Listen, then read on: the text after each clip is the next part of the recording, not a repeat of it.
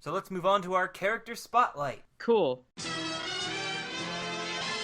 Blue Streak quote, I have never met a Decepticon I didn't dislike. Yeah, well, alright. Description, Blue Streak often talks incessantly and insanely. What? Inanely. No, inanely. That's a word. Okay, cool. I'm gonna try that again. Blue Streak often talks incessantly and inanely, lightens the situation for all Autobots with his good-natured manners. Despite formidable weaponry and blazing speed, he hates war. Haunted by memory of Decepticons destroying his home city, firebombs... What? Wait, hold on. I feel like we're back to Cliffjumper. That's what I was going to say. No, he wants peace. All right. That's fair, but got some of that memories of Decepticons destroying home city. Like, I can see that under Cliffjumper's description. Firebombs up to 8.3 miles and lightning like 80,000 volt beam up to 12 miles of limited accuracy, often inhibited by his disdain for combat. That seems anti-Cliffjumper. It is. It's true. They took this whole memory thing in two different ways. He takes those Japanese lyrics to heart. He takes that violence and just throws it away. So here's the thing is, Blue Streak is one of the forgettable Transformers. You see him transform in front of Prowl, and they're the exact same design, except Blue Streak has a different insignia on his head. I'm like, okay. I mean, Yep. I saw this episode when I was a kid, but I have no memory of any Blue Streak existing. I don't remember his car form, his robot form, or his personality. And I saw almost every episode of... I must have seen almost all the episodes of season 1 and 2 as a child. Oh, really? Wow. That's a name that I always hear, like Blue Streak, and he was in Prime as well. Nope. He wasn't in Prime? No. He's not been Blue Streak... Blue Streak... Go ahead. The only thing he's been in recently has been the comics, and even that was a bit part, but the only thing I remember him from the comics is because he was referencing wanting to watch Earth TV. Like, Okay. that's it. Like, and also he does make a joke about, it's just like, oh yeah, well, no one cares about me, I'm just a recolor of Prowl, and I'm just like, oh. Well, I mean, you're not wrong. I mean, wow, that's weird. Because, I don't know. I feel like I always hear his name. He's a prominent figure. I thought he would have been used more. I mean, for Sean to say that, he's not really going to be on the show all that much. Mm-hmm. I think the Blue Streak fans are just very loud. I mean, he has a cool design, so maybe people really like the figure or whatever. This is how you know he's not that popular. At the TF Wiki site, every character I've looked at has had 5 pages of information. Blue Streak had 2. Aww. All the information from the other 4 pages that wasn't main page all fit on one. That's sad. The only time he's appeared in a cartoon is Robots in Disguise for a single episode. And apparently, they repackaged his toy.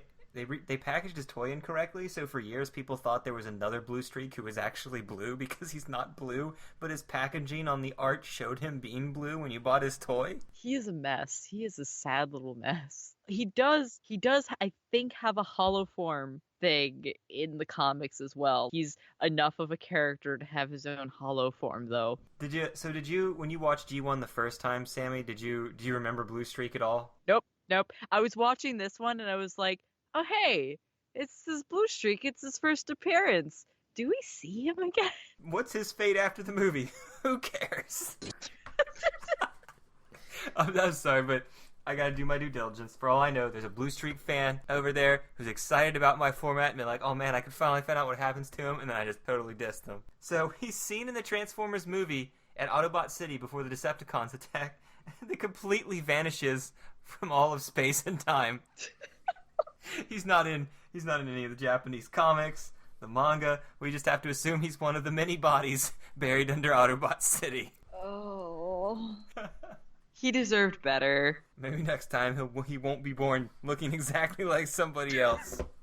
He can get a paint job. Like, everyone else gets to change their bodies every so often. I mean, kind of to piggyback on what you said, and this is probably going to be twisting the knife even more. All this time, I thought Prowl was a Blue Streak. So now Prowl is he's just even more nothing to me now. I thought the police car was a Blue Streak, but Prowl is the police car. I'm looking at Prowl. I was like, who is this? I don't know who that is. I don't like him. He doesn't seem. Oh man, I hate this. I don't want to do this. It was an honest mistake, but now I feel bad. They look nothing alike. I can't even I get don't know through that. why. Blue Streak, it just sounds like, I don't know, cop to me, police to me, but no. Also, Blue Streak is such a nice name. Like, it's such a good Transformer name. It's just used on the wrong bot. Fun fact here, but apparently Blue Streak, Hasbro didn't own the rights for it for a while because another company did for their toy when their rights lapsed. So all future versions of the toy were called Silver Streak before they regained the rights again. Oh, so Good. Now it's even more confusing for him. Yeah, I mean, the most interesting thing about him was his name, and how they just take his name away and give him something stupid, Silver Streak. I don't know, that's dumb.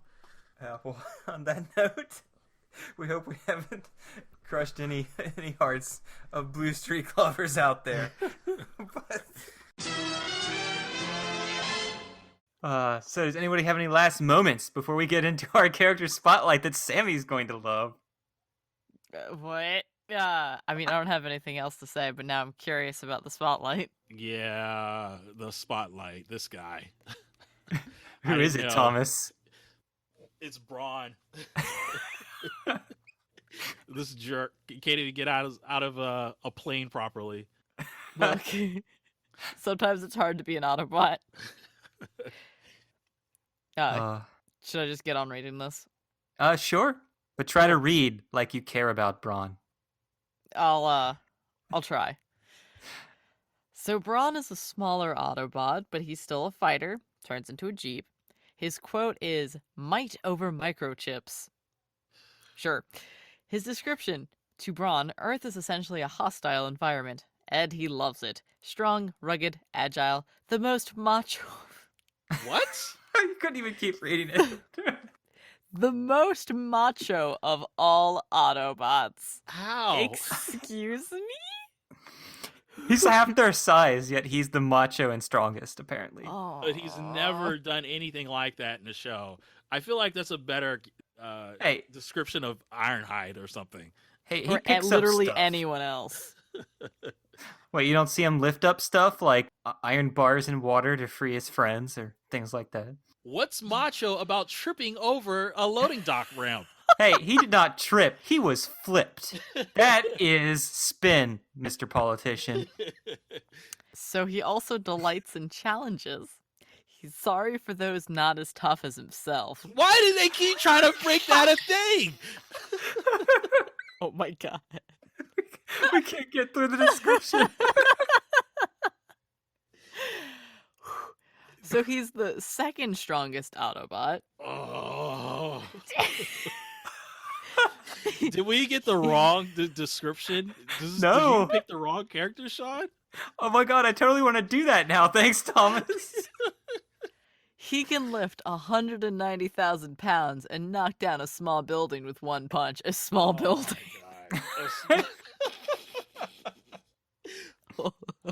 I mean, he's strong, but let's not get crazy now.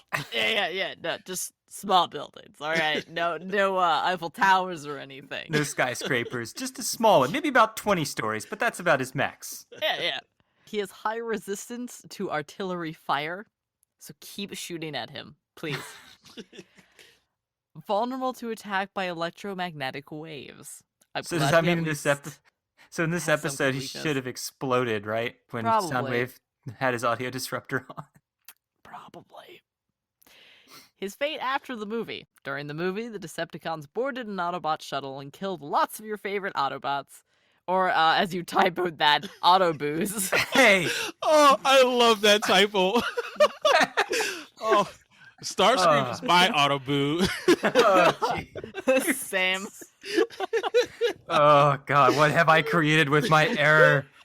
Autoboos. Rodimus is my Autoboo. Uh, Deceptaboo also works, so. Starscream shot Brawn and killed him. Good. Thank you, Star. Doing God's work. Jeez. What do you guys have against Brawn? I mean, I don't think he's annoying, but I don't think he's great either. He just doesn't need to be here. That's all. Oh. He's just as garbage as Huffer, Sean. You know it. Just say Oh my it. god, he is not in the same league as Huffer or Gears, okay? That is a class all their own. Are we sure about that? Yes, Brawn is at least bearable and sometimes okay. Uh-huh. It was Starscream's first canon kill. Despite surviving more serious wounds in the TV series, this one shot to the arm kills him. Ooh, so macho. So macho. I thought so he was strong. highly resistant to artillery fire. Oh, wait. Oh, no, wait. It was a laser. I'm sorry. That was his weakness, lasers. Or was it an electromagnetic laser? There we go. There, boom. Fans claim he still lives because he didn't fade to gray like the others. His name isn't on the list of dead Autobots in the memorial in a later episode, and he most likely just entered stasis lock because he has survived worse. Yeah, my headcanon is that no, he's dead and no one cares about him. And that's why he's never come back, and this is the last sentence you're reading about him. Oh my god. So Wheeljack saw his possible death in a Japanese story, but was unable to prevent it. Brawn then magically appeared alive without Wheeljack's help in a Japanese comic. The original movie script actually stated he was cut in half, which that would be way more fun. So his Spanish translation of his name just means Jeep. Fun fact. It's just weird because Hound is a Jeep. Yeah, well, there could be two Jeeps, I guess. His original name was to be Muscles in Bob Budiansky's original series Bible, which Muscles would then make sense why he has the Bravo and is the second strongest Autobot. Sure. So here, but I can read this sentence. Yeah. So, from what I saw, Brawn is not that popular, despite being one of the original Season 1 Autobots that seems to be in almost every episode. Oh, from what you can tell, you're not too sure, but from what you can tell, he's not popular. Hey, he did have 18 total figures on his page, so that's at least something. What? Okay? Even though he only had 2 pages on DF Wiki, he had 18 figures made somehow. Counting variants and knockoffs, I think. I'm not sure if those... I just counted all the numbers up. Yeah, that's all about Brawn, unless someone has any heartwarming tales or annoyances. Like, what is it that annoys you guys about him? Is it just because he's always acting tough for no reason? He's just useless. He's always like, I'm gonna punch you, here I come. Isn't he the guy that went after Megatron and punched him in the groin, like in one of the early episodes? He just goes like, Megatron, attack! Kabam! I really, I just thought he was a loser, and now I'm just starting to hate him because of its description, because he's nothing like that in the show, and it seems like they're trying to make him a thing, and you know, especially with the muscles part, trying to call it that was going to be his original name. It's like, how? I mean, where is the disconnect where you have all these ideas and then the show is just a completely different thing? Well, he's still strong in the show. He still has Well, are there just episodes that I just haven't seen yet? Well, no, you see him like punching stuff and lifting stuff throughout the show, but of course he's always there, but doesn't always have a presence because he's not always the focus. But he's not doing anything that's any different from anybody else. Well, we'll see if he gets his own episode in season 2. So, you know, an easy way for them to show off how he's supposed to be like a manly robot that likes, show off his physical skills. He should wrestle with the Dinobots or something for fun, but they just keep them locked up. Like they apparently keep Skyfire just locked up.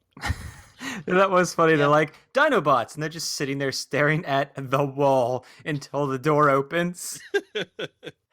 It seemed like they were content staring at the wall because they didn't want to come out and save the world until they realized that they would die as well.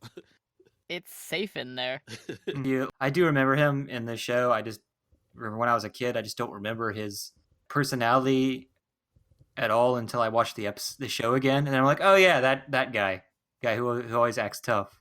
Yeah, sure. I mean, his character really, or what his character is being described as, it really does seem more fitting for Ironhide. I mean, Ironhide has done things that I feel like would qualify as, I don't know. Are they trying to say that Brawn is the second strongest only to Optimus Prime?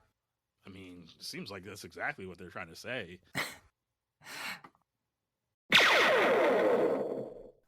Anyway, my brain is dead, so it is time to end this and stop ranting about other random Transformers games, because you came here for this specific episode because you saw the title, right, guys?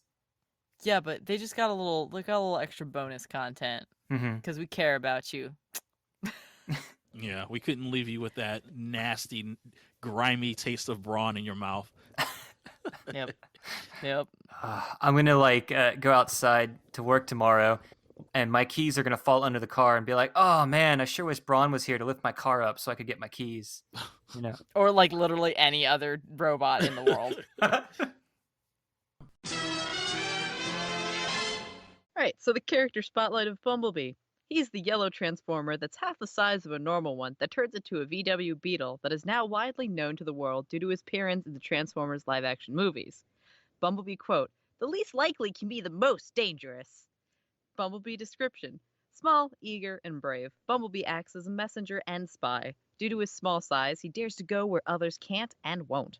He idolizes the bigger Autobots, especially Optimus Prime and Prowl, and strives to be accepted. He's the most energy efficient and has the best vision of all the Autobots. Really? The best vision? Do they mean the vision as in his eyes or his vision of the future? It better not be his eyes, because Sammy, I just put my head into my hands. I couldn't believe that was a line especially after watching this episode, because there was some stuff that we didn't bring up that I was like, oh my god.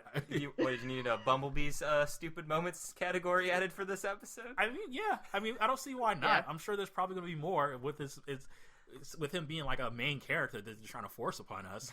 He can go underwater for reconnaissance and salvage missions. Although physically the weakest Autobot, his stealth more than compensates for this inadequacy.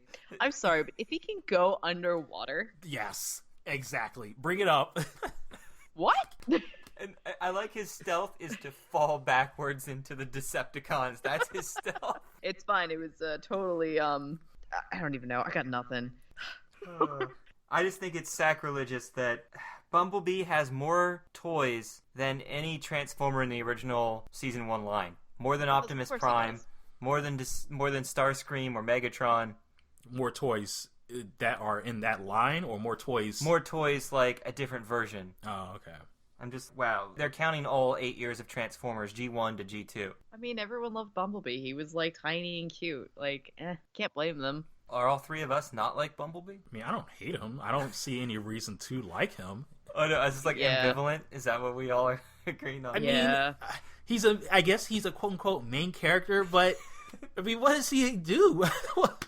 Why?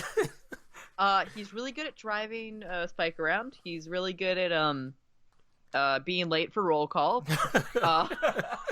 So you guys don't really have any thoughts about him then, too much? I mean, at this point, no. I don't. I mean, especially with me never having seen these episodes and watching these for the first time, I don't see any reason why he's special or anything. All he's done is just take care of the human and drive the human around.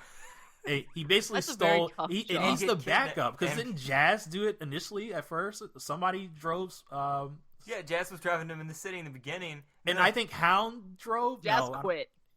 Jazz was like, quit. I'm not taking care of this human. They're like, get him off my back. Here, you take him. Yeah. He doesn't like my music. Get him out of here.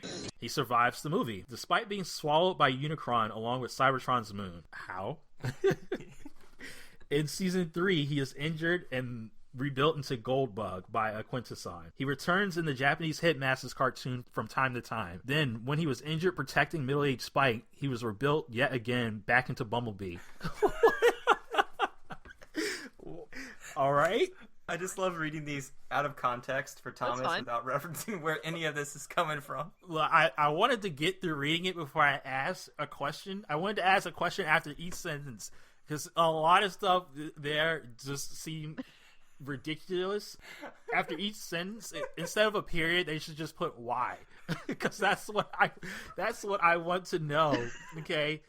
I'm sitting here. How and did he just not like, die by total getting swallowed by sense. Unicron? Well, you see, Kron eats people. They go in an assembly line, and so they go in the order that they were eaten into his giant digestive tract, and and it takes about 3 to 5 days to get there. I can't tell if you're serious. Like, this could actually be a thing, and I'm like, okay, that's Transformers. I just need to move past it. I was just trying to come up with a plausible explanation on the spot right now, actually. Honestly, that was perfect. Okay. I was about to say, I'm just like, oh no, that was totally from the movie. Sammy was almost believing me, right? Okay, so I guess his next sentence isn't, this one can end with a period and not why. In Season 3, he was built and rebuilt into Goldbug by Quintesson. Okay, so that seems okay. But I don't get after that where he's injured and rebuilt yet again, and they turned him back into Bumblebee. He didn't. Why, He was tired of being Goldbug. Yeah. but why not be something better than just Bumblebee? Bumblebee. Sometimes you just want to go back to being yourself. Never question story decisions from the Japanese, all right? I mean, also Bumblebee sold more toys, probably. And now Thomas will not be able to sleep at night because of all the questions he has about Bumblebee. We're going to let him sleep that off, and we'll leave you for now. Put it right in a box. Don't ever open that box again. It's right to the attic. Sealed with super glue. Character Spotlight, Cliffjumper. Thomas? Do I have to read this quote? Yes. His character quote is, "Strike first, strike fast, strike hard." Think later. Pretty much. All right. Do I have to read this description? Yes, well, just to hear it. "Let me at him" is Cliffjumper's motto. That's not me. That's his quote. His eagerness and daring have no equal. He's driven by the desire to win the battle against the Decepticons. Finds Earth terrain a hindrance. That's definitely noteworthy. One of the fastest Autobots, often uses his speed to draw fire away from others. Shoots glass gas, which makes metal as brittle as glass. His recklessness often leads to actual blowouts in situations too dangerous for him to handle. I never noticed that. Not one bit. That last one is so true. That one middle one is not true. He does never lure fire away from others that are injured or weaker than him. He's always just rushing into battle and like, well, oh crap, now I'm injured. Those kind of tactics take time to plan. Like you have to analyze properly. He doesn't do any of that. It's just let's go fight. Shoot. Yeah. So his fate after the movie, I'm like, well, hold up. Let's go to alternate universes first, right? In Alternity, a separate timeline toy line that's a sequel to Binaltech. Binaltech is apparently canon, but Alternity is not because it's a separate timeline created by it where they become more powerful Transformers. But for some reason, Cliffjumper refuses to get the upgrade. He joins the Protectors and becomes a protector of the time stream, and they're always fighting this new evil. But when they eventually defeat the giant time bad, the next storyline has Megatron taking that evil guy's powers and becoming like I guess maybe time travel Megatron. But Cliffjumper is only excited to be fighting regular Decepticons again, regardless of all, I guess, the crap that new Megatron is doing. Because that's Cliffjumper. But Thomas, do you want to read this last paragraph? It will bring a smile to your face. Cliffjumper was one of the original Generation 1 survivors, where he was saved by Daniel from inside Unicron. However, he was never used in Season 3 or any of the 3 Japanese cartoons. He lived to fade away into existence. So, this actually doesn't make me happy, because I would have liked him to have died. And he didn't fade away into existence because he appears in other, in other stuff. So, like, he's still around. We still have to suffer him. Well, I'm talking about the G1 universe. They do not bring him back in any of the Japanese stuff, like, ever. I don't. yeah. It's just like, usually there's like a paragraph here for something, but no, nothing for him whatsoever after Season 2. I wonder why. Like, I wonder how they feel about him. Well, also, he was voiced by Casey Kasem, who left the show. So that might have been one of the reasons the writers didn't add him back, even though he survived. But usually, at least the Japanese will have some reason to use him and stuff, but yeah. I thought you were going to say that might have been one of the reasons Casey Kasem left the show, because they made him voice Cliffjumper. I can imagine him having fun with Cliffjumper for this episode, so... So, his original name was actually not going to be Cliffjumper, but Blowout. Seems appropriate. In fact, it's left in as Blowout in one or two of the actual storybooks. Do you want to read fun facts, Charlie? Sure. Cliffjumper was a small-sized figure because he was part of the micro change line in Japan. He was brought over and incorporated into the Transformers line. In order to make the line look bigger than it was, since there were only 3 toys in this line, or 7 if you include the ones incorporated from that US line that was taken over in a prior podcast. Cliffjumper was released as a yellow variant, and Bumblebee was released as a red variant under the official Transformers line in the US. In Japan, he even had a blue variant in the original microchange line. What's the point of that? Why change the color? You know, remember a few podcast episodes ago where Brawn, Windcharger, and Gears were all from that weird... Technically, it was a U.S. line, but then it actually was released in Japan first, and then came back over here as Transformers. That they were released in the exact same, like, third wave of microchange figures together, which is really weird. And in Mexico, apparently they have 5 versions: red, yellow, blue, silver, and white. Silver is cool. And in Brazil, not only does he have his original, he's got a gold and black version, a white, a green, but the green and white versions have different heads for some reason. And these were all Cliffjumper? Yep, all Cliffjumper. They were all the same body. They were just different colors. Yeah, just all different colors, except for those 2 white and green ones in Brazil that had different heads for some reason. That's really weird. That's dumb. Like, I can't believe people would have bought that. Maybe they just ran out of different plastics and they just had to make it out of whatever. Okay, we've got the mold that we got from Japan for the figure. Just pour our random plastic in that's available in this country. I guess he's going to be brown this time. Yeah, well, I wonder how many of those were, like, obviously probably unofficial. In 1985, Cliffjumper was released as a soft rubber figure with candies in a line called Transformers Milk Caramel, where he was available as red, white, blue, sky blue, yellow, green, and orange. Wow, that's a lot of colors. Yeah. And it was just like, well, the figure itself isn't candy. It just came with a figure and candy, 2 separate things together. So you could eat one and play with the other. Soft rubber. I'm trying to think. I guess that was more like a eraser or something. Was Yeah, it and they're just like one solid color, nothing else. In the manga, Cliffjumper captures a transformed Rumble and Ravage and unspools their tape. So he tortures them.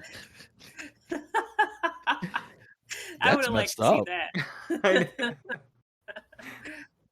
that. Ripping the tape out of Ravage cassette.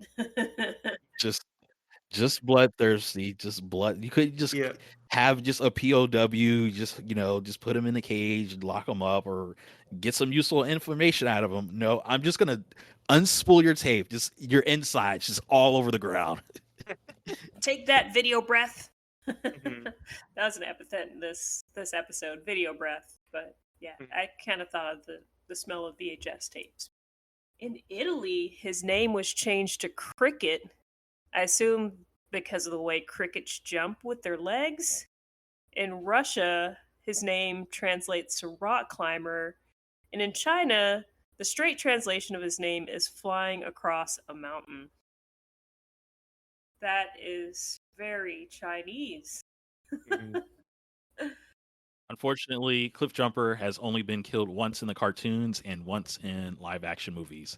He survived the animated movie, unlike most Autobots. He was first killed in the Prime animated series. Great series. That's another one of its selling points. And later in the Bumblebee movie. Also a pretty good movie.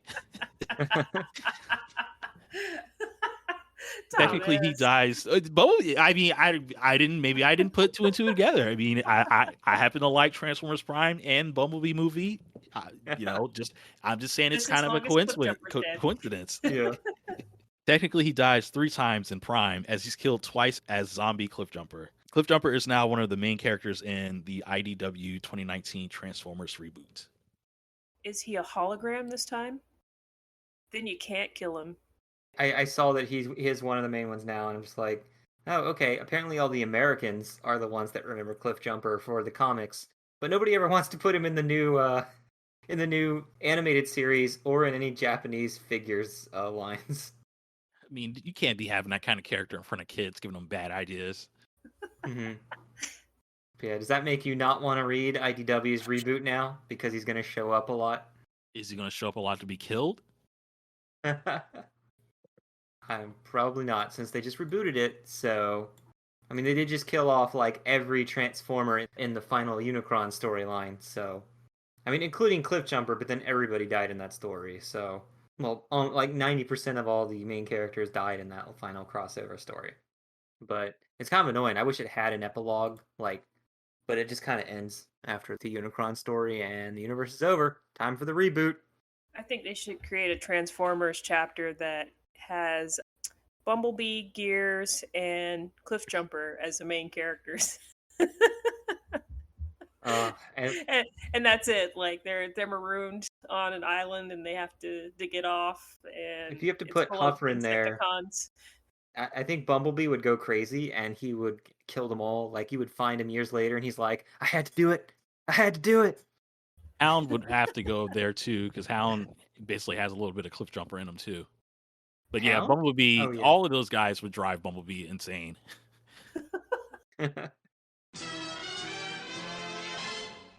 So we're going to go over the original toy quote and description for the 5 Dinobots. Can anyone actually name each Dinobot and what they transform into? Obviously, we all remember Grimlock is a Tyrannosaurus Rex, but do we remember any of the others? I only ever remember the flying guy, but I want to see if you guys do. Yeah, Swoop is a pterodactyl. Pterodon. Whatever. There is a genus difference of about I don't know 100,000 my years. dinosaurs. No, I'm just kidding. I don't actually know that, if that's real or not. Oh. Man. Whatever. I got it right. Slag. Sludge. No. Sludge is the Brontosaurus, I think. Okay, there is one named Sludge. Okay. So Yes. Slag, Sludge, Swoop, Grimlock, Snarl. Snarl. Yes. I actually do recognize all those names, so which is which? Well, Swoop is the bird. Is the bird. Who's the Stegosaurus? He was from the second set. What was his name again? Slag? No. Snarl. Snarl and Yes. Swoop. So Slag, Sludge, and Grimlock are the first set. Mm-hmm. Wait, Slug. And you said Sludge turns into a Brontosaurus. Mm-hmm. What was Triceratops? Is Slag? Yes, that's all of them. You guys got them all. Yay, teamwork. Super fans right here. Dinobot super fans. I'm not. There's no mask here. Which of you wants to start us off with Grimlock? Me, Sammylock, will read Grimlock. Fine. I agree with strong Sammylock. Such a strong reader. Jesus. I regret this now. All right. So, Grimlock's quote is, "Among the winners, there is no room for the weak." His description is the most fearsome and powerful Dinobot. Although dedicated to the Autobot cause, he resents authority. Cold, merciless, but a valiant warrior. Has contempt for the weak, including all humans. Great strength, uses jaws to break almost anything in two. Carries an energy sword and galaxial rocket launcher in Dinobot mode. Other than arrogance and lack of speed, he's got no real weakness. I have a lot of questions. They didn't mention the fact, that he could fly, shoot fire, shoot lasers, and Also, when did he hate all humans? Well, that was his original description.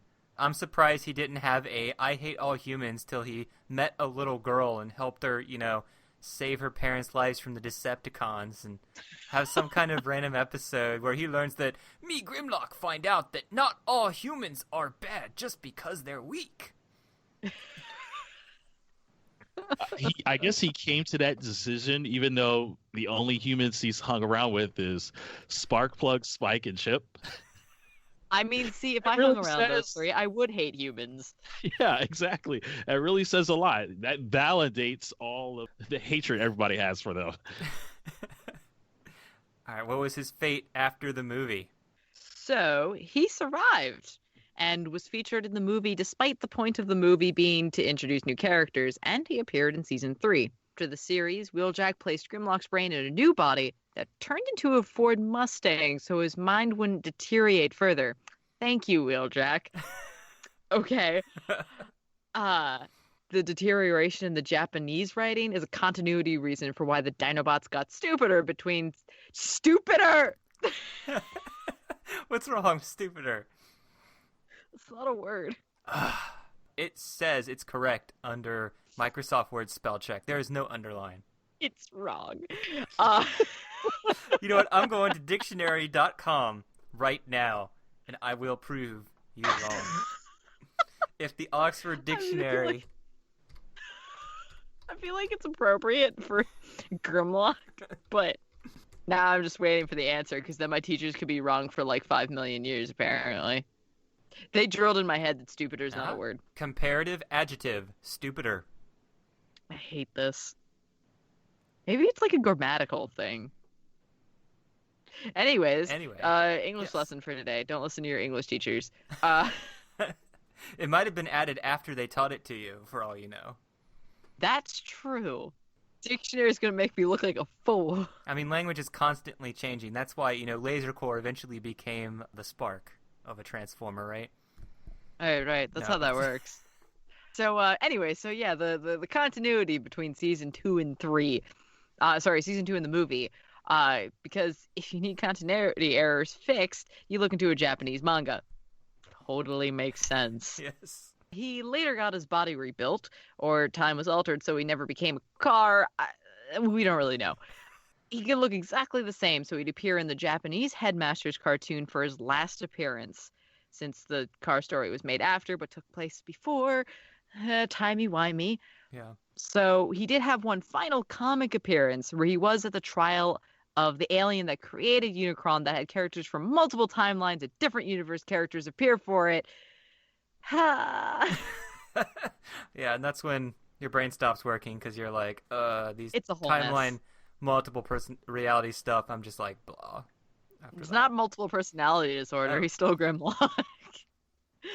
So do I keep going with the fun facts? Sure, let's have some fun facts about our Grimlock. Yeah! So, every incarnation of Grimlock comes up with a reason for his stupidity. In the Marvel comics, he wasn't that stupid if I recall, he's just impatient and angry. The UK said he spoke stupid to hide his intelligence because he believed intellectuals were weak. The Dreamwave comic said it was a virus, whereas the current IDW comics state he's just brain damaged, which is probably the worst way to go out of all of these. So, the other fun fact is that his original name choices were Trapjaw, Jawbreaker, Tyrannobot, and Tyrex. Tyrex is dumb and... Tyrex sounds like one of those... What are those building blocks for kids in the early 2000s that you make that aren't Legos? Oh, gosh. Duplo. Duplo, yeah. Yeah, that sounds like that would be a creature on those brands. Duplo and Tyrex. Buy yours today. Oof. Okay. Yeah, I'm glad they went with Grimlock. So anybody want to say anything about Grimlock, or are we moving on? Me, Grimlock, have nothing to say about Grimlock. Okay. I want to read the Stegosaurus next. Okay, wait, did Thomas have nothing to say? Oh. The Stegosaurus has a name. That's what I have to say. I was going to say Snarl. Yeah, okay. Okay, his quote is, "Only in war is there happiness." So we have another bloodthirsty Autobot for Thomas. All right. We're going to need to start a counter of these soon. It'll end up being like half the cast of the G1 at some point. An unhappy loner of few words and fewer options finds joy only in battle, hates his Dinobot form, and longs to return to Cybertron. Wait, return to Cybertron? Anyway, large golden plates on spinal assembly are solar collectors. ... Strength increases tenfold in sunlight. Tail can shatter 20-foot concrete cubes. Armor hide resists most missiles. Vulnerable to nighttime attacks due to his weaker state. Slow, uncooperative nature hinders others from helping him. Okay, so That was Yeah, Snarl. no, my one issue is really the return to Cybertron since he wasn't made in Cybertron. I know. Maybe when they created those backstories on the cards, they didn't know that yet. That was going to happen yet. Yeah, I'm guessing. So did they just create Transformer life from scratch? I think Beast Wars was the show where they kind of said that, you know, all the new Transformers that showed up in that show actually existed in a previous form. So this show doesn't have that at all, like G1. Well, they do eventually say that the reason the Dinobots are so dumb is because they were created on Earth, I think. Because real Transformer life has to be created from from the Vector Sigma up on Cybertron. It basically means they don't have a soul, is basically what I get from that. So I'm surprised there's not an episode called Grimlock Gets a Soul, and he goes around and, you know, tries to find one on Cybertron. I don't know. Maybe there's a fan fiction out about something like that. So basically any other Transformer introduced in the show, they're actually from Cybertron. I guess they came through on the space bridge. Yeah, everyone else will be introduced. I mean, they will say the Constructicons were made on Earth by the Decepticons, but then they'll retcon it and say they always lived on Cybertron and a few episodes later. Everyone, technically afterwards, just was always there and they never appeared, or they show up from Cybertron later or something. Oh, okay. So their fate after the movie. In the movie, Snarl wasn't actually there at the Autobot City battle, but then he magically appeared in the aftermath with everyone before mysteriously vanishing again until everyone was reunited on Junkion. So where was he? How would anyone know? If you guessed because the Japanese manga explained where he was, this time you're actually wrong. There was actually, I found a script reading of voice actors at BotCon 2014 that basically makes fun of this fact by having him teleport to some other universe with a group of other displaced Transformers from other continuities, like Transformers Rescue Bots or Transformers Animated RC is there for some reason. No, that makes sense. And like IDW Ultra Magnus is also there, and then the Ravage who looks like a real cat is also there. And it's just like a random 40-minute script reading that I downloaded and have now on my files. That's beautiful. Snarl, instead of listening to the guy that called him there, just goes F you and goes and fights them. Wait, sorry, I have to clarify something. Yeah. Which IDW Ultra Magnus? I know. That's what I said. Sammy, don't ask me which IDW Ultra Magnus it is in the notes. I'm gonna ask you. Don't tell me not to do a It's thing. actually right there in the notes. So I don't know because I didn't listen to the thing yet. We'll save that for when we review the movie. Fair. Fun facts. He was originally going to be named Stegbot. I mean, were they all going to be called that? Bronobot, Terabot. Actually, that one would kind of work. And not Steg-a-bot, like the other Dinobot name for some reason, because all the others had, like, the vowels in it. Oh, his Italian name is Stego. That makes sense. Like Very like simple. Go? Great. Yeah. I'll probably go Stego. And That's a fanfic somewhere. And long before people complained about there being two Tyrannosaurus Rexes on Robots in Disguise in the Prime universe, there were two Stegosauruses in the G1 universe, because later in Season 3, Soundwave will get a mini Stegosaurus cassette. That is all I have to say about Snarl. What? Why?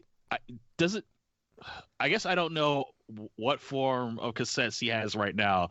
I don't know all of the forms, but it seems like the ones that I do know, they all serve a specific purpose. What purpose could a Stegosaurus serve? Well, if you remember when we recorded that episode with all the cassettes, he's apparently supposed to be like espionage, but he also damages the sound files because he's always getting into fights along the way, or he's too slow to get the intel in time. So it's like, what is his purpose? Yeah, I mean, Ravage could already do that. He already does that. His purpose is to fail. That's basically it. So anyway, Thomas, you want to rig Slag, the Triceratops. Slag.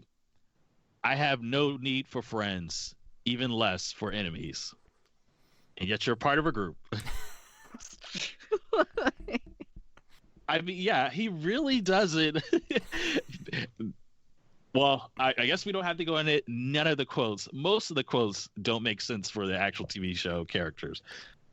That none of them wanted to get along with anybody else or people. All right, his description. Slag is enormously strong, disruptive, and just plain mean-spirited, and often brawls with his comrades, which is why they seldom help him when he's in trouble. Yeah, okay. It's like that's so mean. Like he's in the middle of a battle and they're just like, yeah, I'm not gonna respond to this call. I mean, honestly, that makes sense. I remember what you did last time. You got into a fight because you thought I cheated, when I didn't at all. So you can be stuck out there fighting Decepticons. Despite his nasty, rash personality, he does share their dislike for authority. His mouth shoots 3,000 degrees Celsius flames up to 80 feet, and he enjoys melting enemies in the pools of liquid metal. He isn't too bright and likes shattering brick buildings with his head. He also uses an electron blaster in Dinobot mode. Why is it specifically brick buildings? I still don't remember any of them ever having personalities, even with them being in the Transformers movie. Like, I don't get a sense that any of the four other Dinobots have personalities, except what I read on this description. Yeah, okay. Moving on to his fate after the movie. So I guess he was in the movie and also in season 3 of Headmasters. No, season 3 of the G1 and then Headmasters. That's it. Sorry. That's it. Like, they really don't, none of the Dinobots really have any interesting. It's just they're in those 3 things and that's all. Okay, hold up. We're gonna back that up a little bit. Sorry, because Slag, all right, well, it's not after the movie, but during the movie he's actually like kind of important. Like, he's okay. Like, he had some fun parts. His eyes pop out of his head. Like, it's fine. He's the one that crushes the door down on somebody and goes, "Excuse me," you know. Like, it was good. Like, he had some prominent lines. Fun facts. Though he isn't in the 2016 Robots in Disguise show, he does have a figure from the series. His name Slag is a curse word for the IDW comics. Slag is also a real term of abuse in the UK, so he was renamed Snarl in the early 2000s when a figure for the animated. Then when the PS3 and Xbox Cybertron games came out, since there would now be 2 Snarls, he was renamed again to Slug. Yeah, I remember playing that game and going, I don't remember Slug being a real name of these guys. But then I just rolled with it and continued playing. I was like, maybe I got a faulty memory or something. I don't know. I know. Just the names just keep changing every 5 minutes. Though I did like the Italian name that he has, and that's Tricex. Yeah, no. Tricex. Yeah, when you said it, we're obviously all looking at the thing. Yes. But then you said it, and I was like, oh no. Okay. It looks cooler than it actually sounds. Nope. So, moving on to Swoop. Okay. Yeah, I get to do the pterodactyl. So his quote is, "Fear can hit targets unreachable to bullets."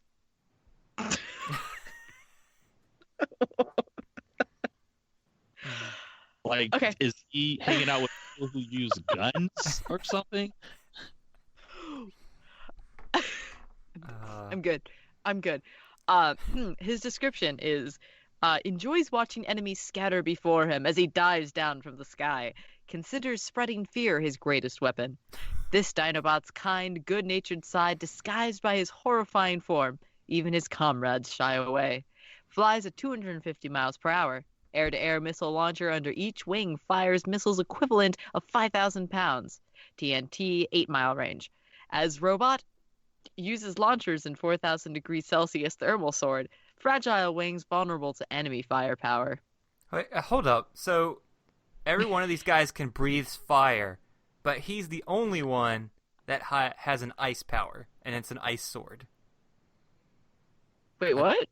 All the Dinobots can breathe No, fire. I heard you, but like he has a hot sword.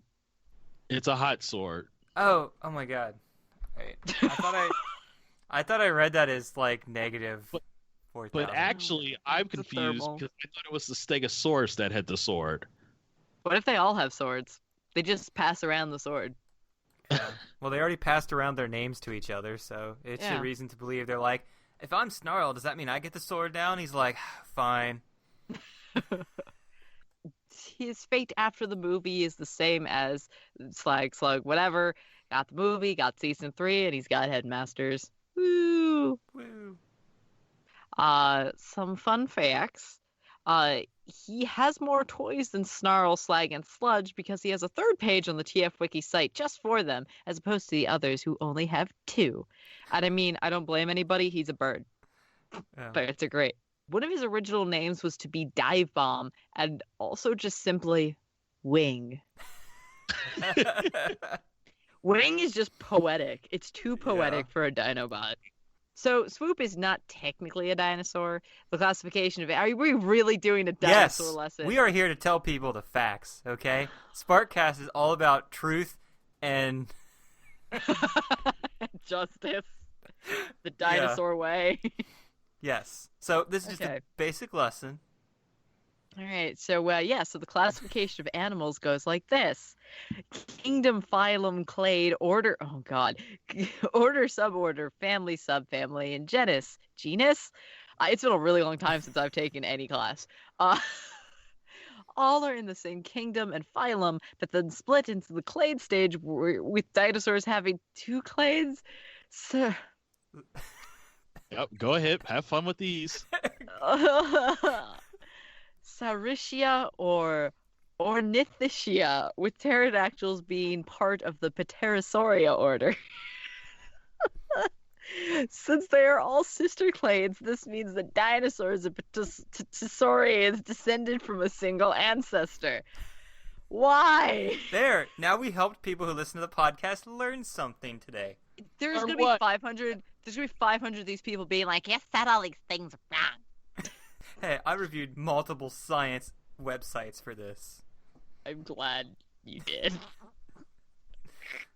Okay, So fine. The last. Sorry. I'm glad you did. We all learned a lesson here. I didn't remember anything from I keep trying to call it biology class, and I don't think that's what it was. So anyway, the last fun fact about Swoop is that he was never released as a toy in Europe, because I guess Europe's hate birds or something, robot birds. That's my explanation. If we're all silent here, Thomas, you want to go to Sludge? Sludge, the brontosaurus. Stop your enemy, crush him under your feet. I like that. His description: likes to make his presence known. A footstep can be heard and felt in a 3-mile radius. Gentle and shy, but terrifying and unstoppable in battle. Like other Dinobots, dislikes Optimus. Oh, man. Good. Exert 40,000 psi via feet. Enough to shatter a bridge. Immense strength and endurance. Adept at fighting in water, swamp, and jungle environments. Slow, not too clever, often victim of the calamities he causes. I'm thinking of that book where, what's his name? The pile driver from Soundwave's chest. Like in that book we read where he made the earthquake and then fell inside of it. Now I'm just imagining Sludge doing the same thing, because as we saw in the cartoon, he can apparently also cause a straight line earthquake, have people fall inside of it. His fate after the movie is Both of us are like, I don't understand. I don't remember any of this. Okay. like all the Dinobots, they only got 1 episode of Headmasters. I guess the robot dinosaurs aren't popular in Japan. I feel like they would be. It's Japan. They're not big enough. In the cartoon, he was one of the first 3 Dinobots made. He was almost named Pal Drive and Bronton. Yeah, I thought that second one sounded like a regular like dinosaur name rather than just a cool robot dinosaur name. Yeah, Oh, I'm that gonna go doesn't hang sound out with my any- friend. Sorry. It actually sounds just terrible. It doesn't sound like regular anything. No, like I'm gonna go hang out with my friend Brawn. Like we're gonna go hit up that bar over there. Yeah, Brawn. Brawn gonna start some fights. I'm done. I don't fucking clue. Sorry. So, but I do have something truly ridiculous that I discovered while trying to research the Dinobots. Are you guys ready for this? Okay. Let's go. There is a canon comic book that was released when Transformers, all 3 series, were released on DVD. All 4 volumes that collected all of it had a comic book in 4 parts that was about the Dinobots becoming a combiner called the Beast. And it's apparently very infamous for being very, very bad, and also because they are forced to merge by tentacles that pop out of their body. What? I am not even joking. They're like, it's happening again, Raw! And then the tentacles spread out and form them all into the combiner again. Was somebody reading Kiss Players while writing this? I don't know. And they actually had an interview with the guy who wrote it, who doesn't. I guess he didn't think it was that bad as people made it out to be. I think his interview was also connected to the comic that was on the entry, and I'm like, wow, this is hilarious. Like, I have to own this. I must find it. But no one has that anywhere on the internet, so it's going into my missing collection for now. I don't think anybody wants to see that ever again. If it's good or bad, you cannot forget history. I mean, what if we just didn't like that there was a certain genus, Stop. And then it came back because it had evolved, and we had discounted that genus, and now it was attacking us and trying to take over Earth?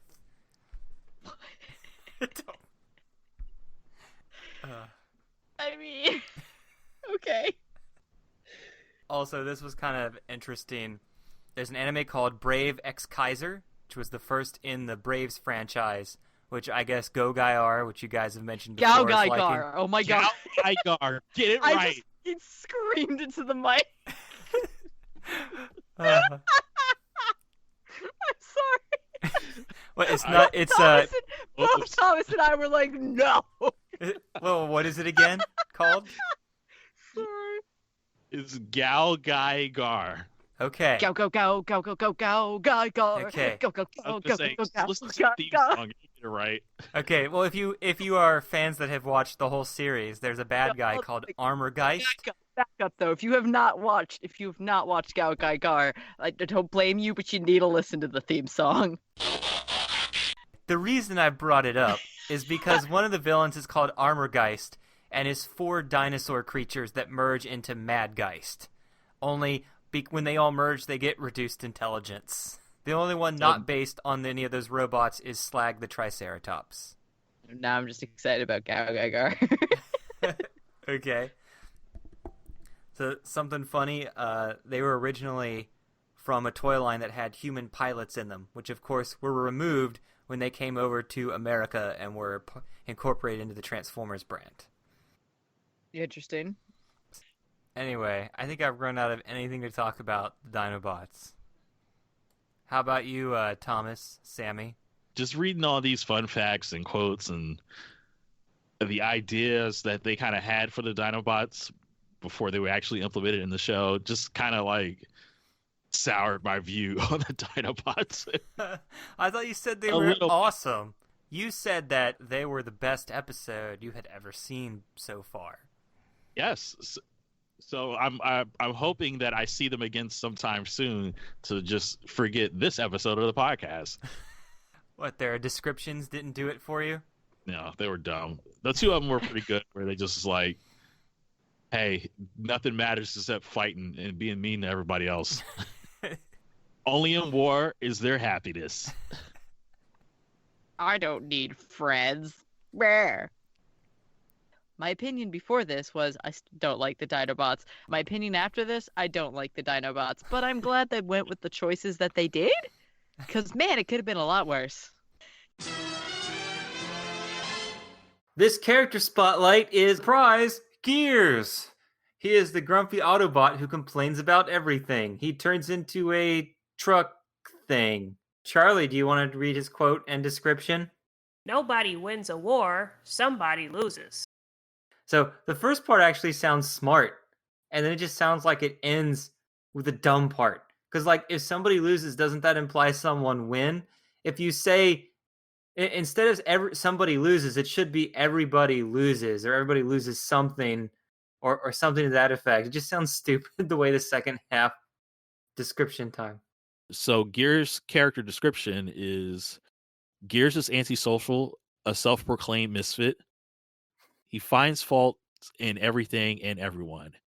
Acts this way to help cheer others up as they try to cheer him up. This is what? No, you can't try to redeem his personality this way. Oh my goodness, that's ridiculous. Have you ever known a person that acted that way and they meant it as a way to cheer you up? Let me just annoy you constantly and criticize everything around me. That'll make you happy. Okay, the way it describes it, it looks like he acts that way to cheer people up because it's funny, but at the same time, they realize that he's down, so they try to then cheer him up. I don't know, the way it's worded is really weird. But they never find it funny though. They don't seem you to know be they don't. amused. They only found it funny when they thought they could keep him nice. Yeah. All right. Tremendous strength and endurances. Totes heavy loads long distances. Launches to height of 20 miles. Floats down on compressed air. How? What is? We never saw that. Is that why his head is like fixed to be like aerodynamic? So he falls down the cliff and falls down, unlike everyone else who's sliding down when they reach the Decepticons to fight at the gold cabin area. Everyone else is sliding down, but he trips and falls, just falls down the cliff. That's weird. Right. He also becomes an easy target due to limited maneuverability. He can detect infrared. Oh my god, it's not all flaws. That last sentence redeems it. No, I'm just kidding, it doesn't.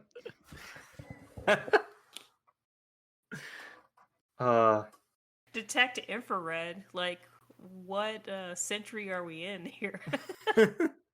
He could detect your remote control. Oh my god. That's useful. I can detect the wire that leads from your PS3 from your console to the controller. Look at that line. Now I'm going to chop my hand in it and disrupt it. Aha, now you hate me even more. I want to read his fate after the movie. You know what his fate is? None, because they forgot to put him in the movie. He has no future appearances in any American or Japanese continuity because nobody gives a shit about him. So I used to assume he died. I understand this. How does that happen? I assume he died in the movie battle, and there's two things that might actually prove this happens. There are two versions of the movie script. There is a movie script that has been released, as well as a dialogue script. In the second draft, that is just the dialogue, Devastator transforms and goes, "Brah!" Then we hear Gears say, "We're finished!" Ah! And that's it. That's his only line. Which is why he's credited at the end of the movies for speaking, even though he doesn't show up in the film. So hopefully Devastator crushed and killed him. And that was what was supposed to happen and why he was screaming. But in the earlier draft of the movie, before that dialogue script, when Megatron becomes Galvatron, he returns to Autobot City with Cyclonus and Scourge does a carpet bombing of the city, blowing Gears to pieces. Originally, Cyclonus was supposed to kill another Autobot, someone else that was in one of our older character spotlights, but I forgot who that was now. But yeah, they killed him in the movie in the original drafts, but it never actually made it to the screen. And it didn't even matter in the long run, because everyone's like, well, he's still alive, you can use him, and nobody did. Like, there is nothing. He's just like Reflector, does not show up in the Japanese continuity ever. So nobody cares. God, he doesn't even show up in any of the exclusive comic books that are released with the figures all the time that are supposed to take place long after the Japanese continuity where everybody's back alive again. Even he still doesn't get back to life again. I guess how does that happen? Like, so are there any other characters besides Reflector and Gears where they just like Blue Streak? that happens to Blue Streak? Wait, no. I think Blue Streak actually shows up in alternators and all that stuff. Oh, it's Brawn. Brawn is also this way. Brawn doesn't really show up anymore. The other guy you said you don't like, who's always like, I got a fish for your face, Decepticon, even though he's like half their size. Yeah. And his transformation looks like a dumpster. Yeah, It's supposed to be a tank, but it looks like a dumpster.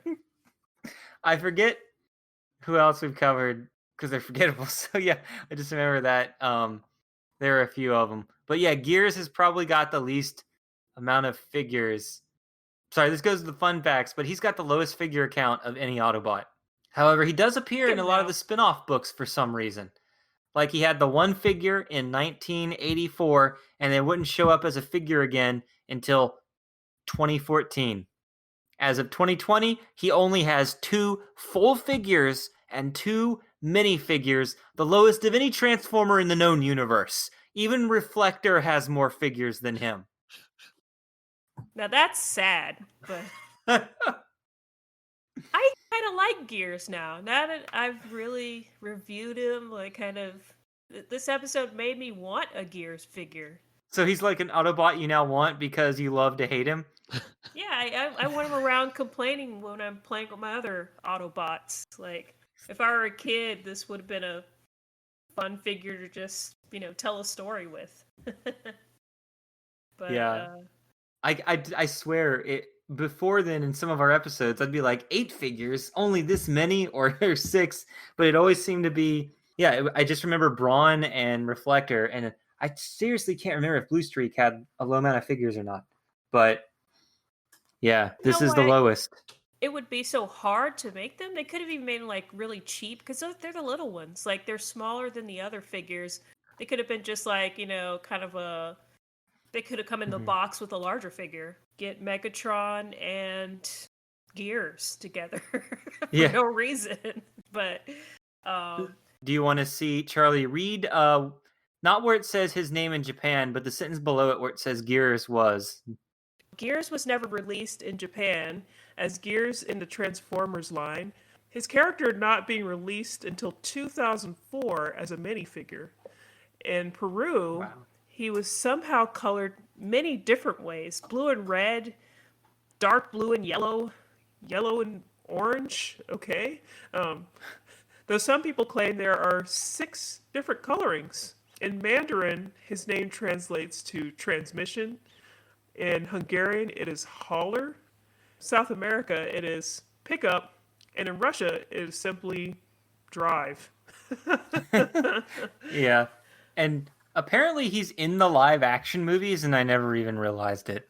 Because he had an entry for live action movies, and I'm like, what? I've seen all these movies, and I don't even remember him showing up. I would have remembered, because I would have had a flashback and been like, Gears.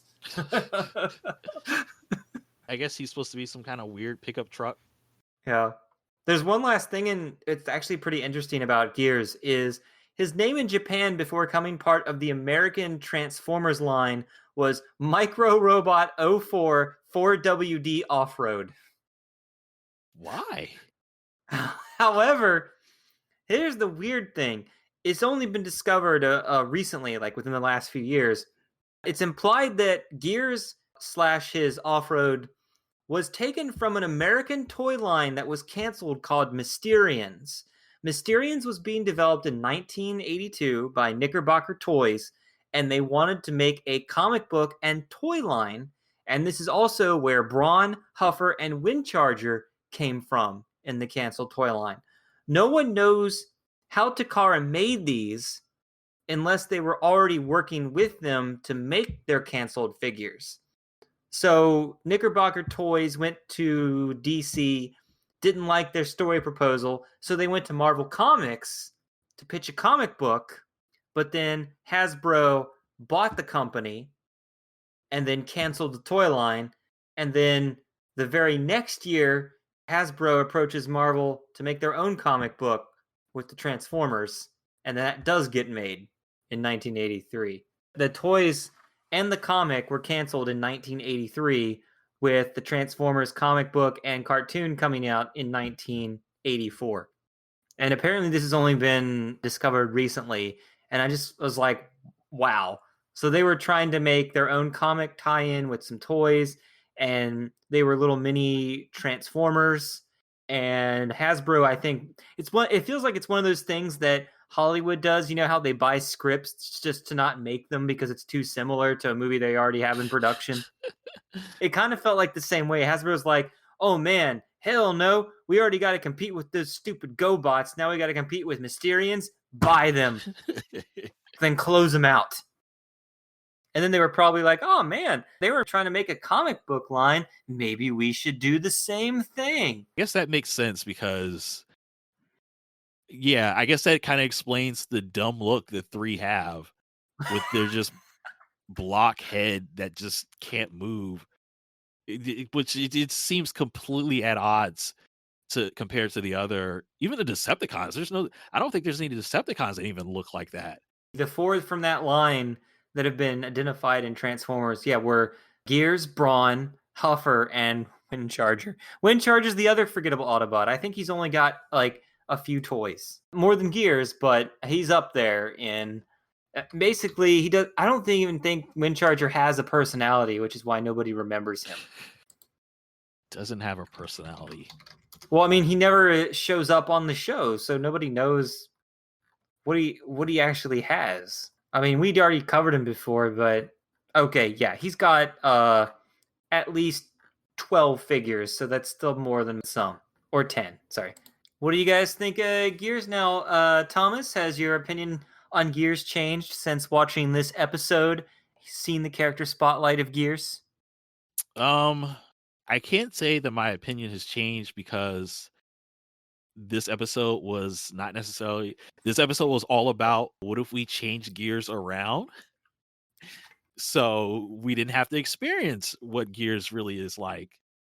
And at the end of it, he goes back to normal, and we don't really see much of that. Just so enough it's to make just fun like, of it. You know, this one-off Gears, I think, is interesting. I mean, that bit would probably just wear thin really fast too. It was definitely good. It made for a good episode. But you know, it sounds like we're never gonna ever mention Gears again after this. Yeah. Hopefully he doesn't show up again, because I'm like, I still remember even as a kid I didn't like Gears or Huffer. Those were the two that stood out to me as the ones I hated of the first like 8 episodes on VHS. So that's the ones I saw all the time. And whenever I'd see Huffer and Gears, I'd be like, these guys are stupid. As a kid. For some reason, I never had an opinion about Brawn. I guess I just accepted him. Unlike you, Thomas, who now I'm assuming is your second most hated after Cliffjumper. Do I hate Brawn? I don't remember hating Brawn. I mean, oh, okay. Brawn, Windcharger, and Huffer, even in Gears. I don't think anything of them because they're never really around. The last episode I remember with Gears and Brawn's around a lot. Gears He's always there to talk. I remember them fighting the other guys. So Shockwave and what is the guy with the jackhammer arms on the Decepticons? There was an episode where Brawn basically broke through a wall and he was fighting Shockwave and this other Decepticon. So I thought that was pretty funny that he was just like, he just went all Hulk crazy on them and broke through a wall. But yeah, I feel like that's the last time I remember anything prominent happening with Gears. This is like way back in like one of the early episodes of the first season. Cool. Well, hopefully we'll see if we ever have to worry about Gears ever again. But however, you do know it's counting down, Thomas. In one of these next 6 episodes, we will have a character spotlight for Cliffjumper. Is it because he dies? Major groan. No, it's because he dies, right? Might or might not have an episode where he he's dies. the main character like Gears here. A whole episode of Cliffjumper? How's that even gonna work, man? Cliffjumper jumps off cliffs all the time, Thomas. He does not die. Oh, is it gonna be like that book, the storybook story where he disobeys orders and now he's captured and now the whole episode is gonna be about, okay, we gotta go save Cliffjumper because he's an idiot and he didn't follow orders and now he's got himself captured. He's going to be a POW over and over. For a character spotlight this time, I want to mention something funny. So, in the Generation 1 continuity, there are 7 other Starscream recolors. And we're not going to do any of them because F that, they're not real. They only got made later in life, not in the actual continuity of the cartoons, the toys. They don't have names until much later. It's like, it's just ridiculous. There's 7 Starscream recolors. However, I want you guys to check that link I sent you. It's an Autobot that showed up in the initial 3-parter and then vanished from existence and never had a toy made of him. Huh. Autobot that was in the show but never had a toy made? Yeah, he was in the first 3 episodes. Scroll down to fiction. So we're going to do something we don't normally do, which is access TF Wiki while we're on the podcast. But if you go down to where it says fiction, Transformers G1 cartoon continuity, and read his only... and read one of his only descriptions. Because he shows up at the beginning of episode 2 and the end of episode 1, I know. That's it. It's the only time he shows up. Soon after the Autobots awakened in 1984, Hauler and Ratchet were brought by Cliffjumper to aid the fallen Hound, who had been sent tumbling into a ravine following a battle with Laserbeak. While Ratchet and Cliffjumper jumped down to check their buddy out, Hauler remained up top and used his winch to lift Hound to safety. Yeah, and he did his part for the war. His tour is done. And he never had a robot mode, so nobody knew who this was if you grew up watching that. You're like, who's this Autobot in the original 3-parter who never shows up in the actual series? Well, he was a nice plot device. Yeah, and like you see that they do make a toy of him later because of course they do in the year 2003. I just find that amusing because I do remember that him showing up, but him never like actually talking or getting any kind of thing. But let's see what it says down here. Apparently, he was intended to be released from the Diaclone line as part of the first year of Transformers toys. Packaging for the 1984 Autobot cars contained 12 figures, but only 11 were actually released. Mirage taking up the empty slot in place of Hauler. The figure was held back and eventually released in 1985 as Grapple. Oh, that's that scientist that shows up later in season 2. Okay. Why Mirage, though? What could you do with him? How could he turn invisible or do anything cool? You know, it's like, hey, go figure. Oh, God. Mirage was so underutilized last episode. He's like, the Decepticons could be near. I'll go scout ahead. Turns invisible, and then that's it. Next thing we see, he's visible again, saving Optimus, then fighting the alligator. And I'm like, what was the point of turning invisible? He didn't sneak up on anyone or get by anybody. Yeah. I think Hauler would have made a more fun toy because at least you could have like a little winch pulley thing with a crank or something, and you can hook your Autobots on and wind them up a side of a table or something. I do like this though. They say in the 1985 cards they retroactively called him Grapple. It's actually a better name than Hauler. What I find hilarious is that he actually shows up as a real character in the Japanese cartoon continuity, where they say that he was actually one of the original Constructicons who helped build Megatron, apparently. So I just thought that was amusing, and I wanted to show you guys that. I didn't even know he was gonna... They later made Grapple basically that guy. I think I might have noticed him if I had been a kid, because I always used to pick out the most obscure cartoon character that just doesn't show up, and I'm like, oh my god, here's an episode with a cartoon character in it, you know, like I'm trying to think of an example. I remember, I think the Gummy Bear series had like this blue weird bear they met on some island or something, and like just weird stuff. Like I might have noticed that there was a hauler, but I'm glad it took, for a character that was in there from the very beginning, it took 60 episodes for Sean to point him out. Oh my god. Because I mean, I'm like, this is news to me. I'm like, okay, yeah. I mean, the winch guy was there. All this other stuff. I couldn't even remember that he was being overlooked. You remember how on Cybertron there's like a green Starscream and a yellow Starscream, but there's 7 of them. I'm like, yeah, that's too much. It's like, why were there? They kept recoloring Starscream. Why did they never recolor Reflector to be different colors to make it look like it was different people? speaking of recolors, I'm sorry, Blue Streak still bothers the hell out of me because he's just red. Like there's red I thought he and was white gray with and- gray and white. Yeah, they usually use red, white, and gray, and it's just why is his name Blue Streak? There's no blue on him. Is he supposed to be a police car? I think he's a police car, right? No, Prowl is the police car. Okay, I mean, doesn't he have a blue stripe on his car or something when he turns into the car? Or He's just all that gray is actually blue in the comic book. I don't know if it is in his actual toy though. It's been a while. Okay. I have to But check the toy. he's No, just he's not red in the blue. toy. What the heck? It's red on the original toy. No idea why he's called Blue Streak then. That bothers the hell out of me. It's just like, oh my god, there's no blue. What's Blue Streak blue? No, His you have his windows It's red windows streak. reflect the blue sky. I mean, there's a little bit of blue there. Oh my God. Well, as we've seen in the end credits, there is a blue car that shows up. We've got 4 more episodes of the original Transformers before the season 2 people start showing up, and I'm wondering if that is just Blue Streak finally painted blue.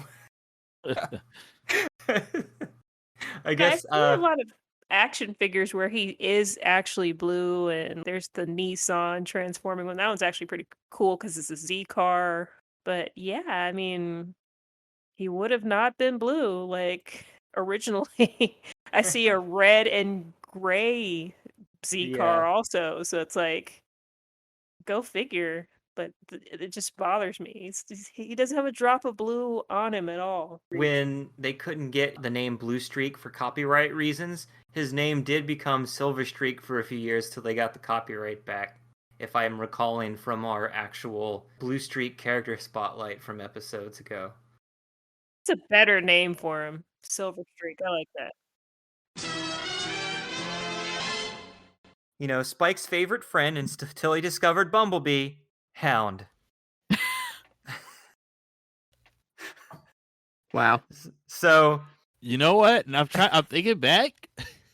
I think that's definitely how it was, because like in the first couple episodes, like Spike would ride around in Hound, because you could still it was easier to see the car move around, but also still see Spike's face, and it was easy for him to animate him jumping out of it instead of having to open up a car door, close it, all that kind of crap.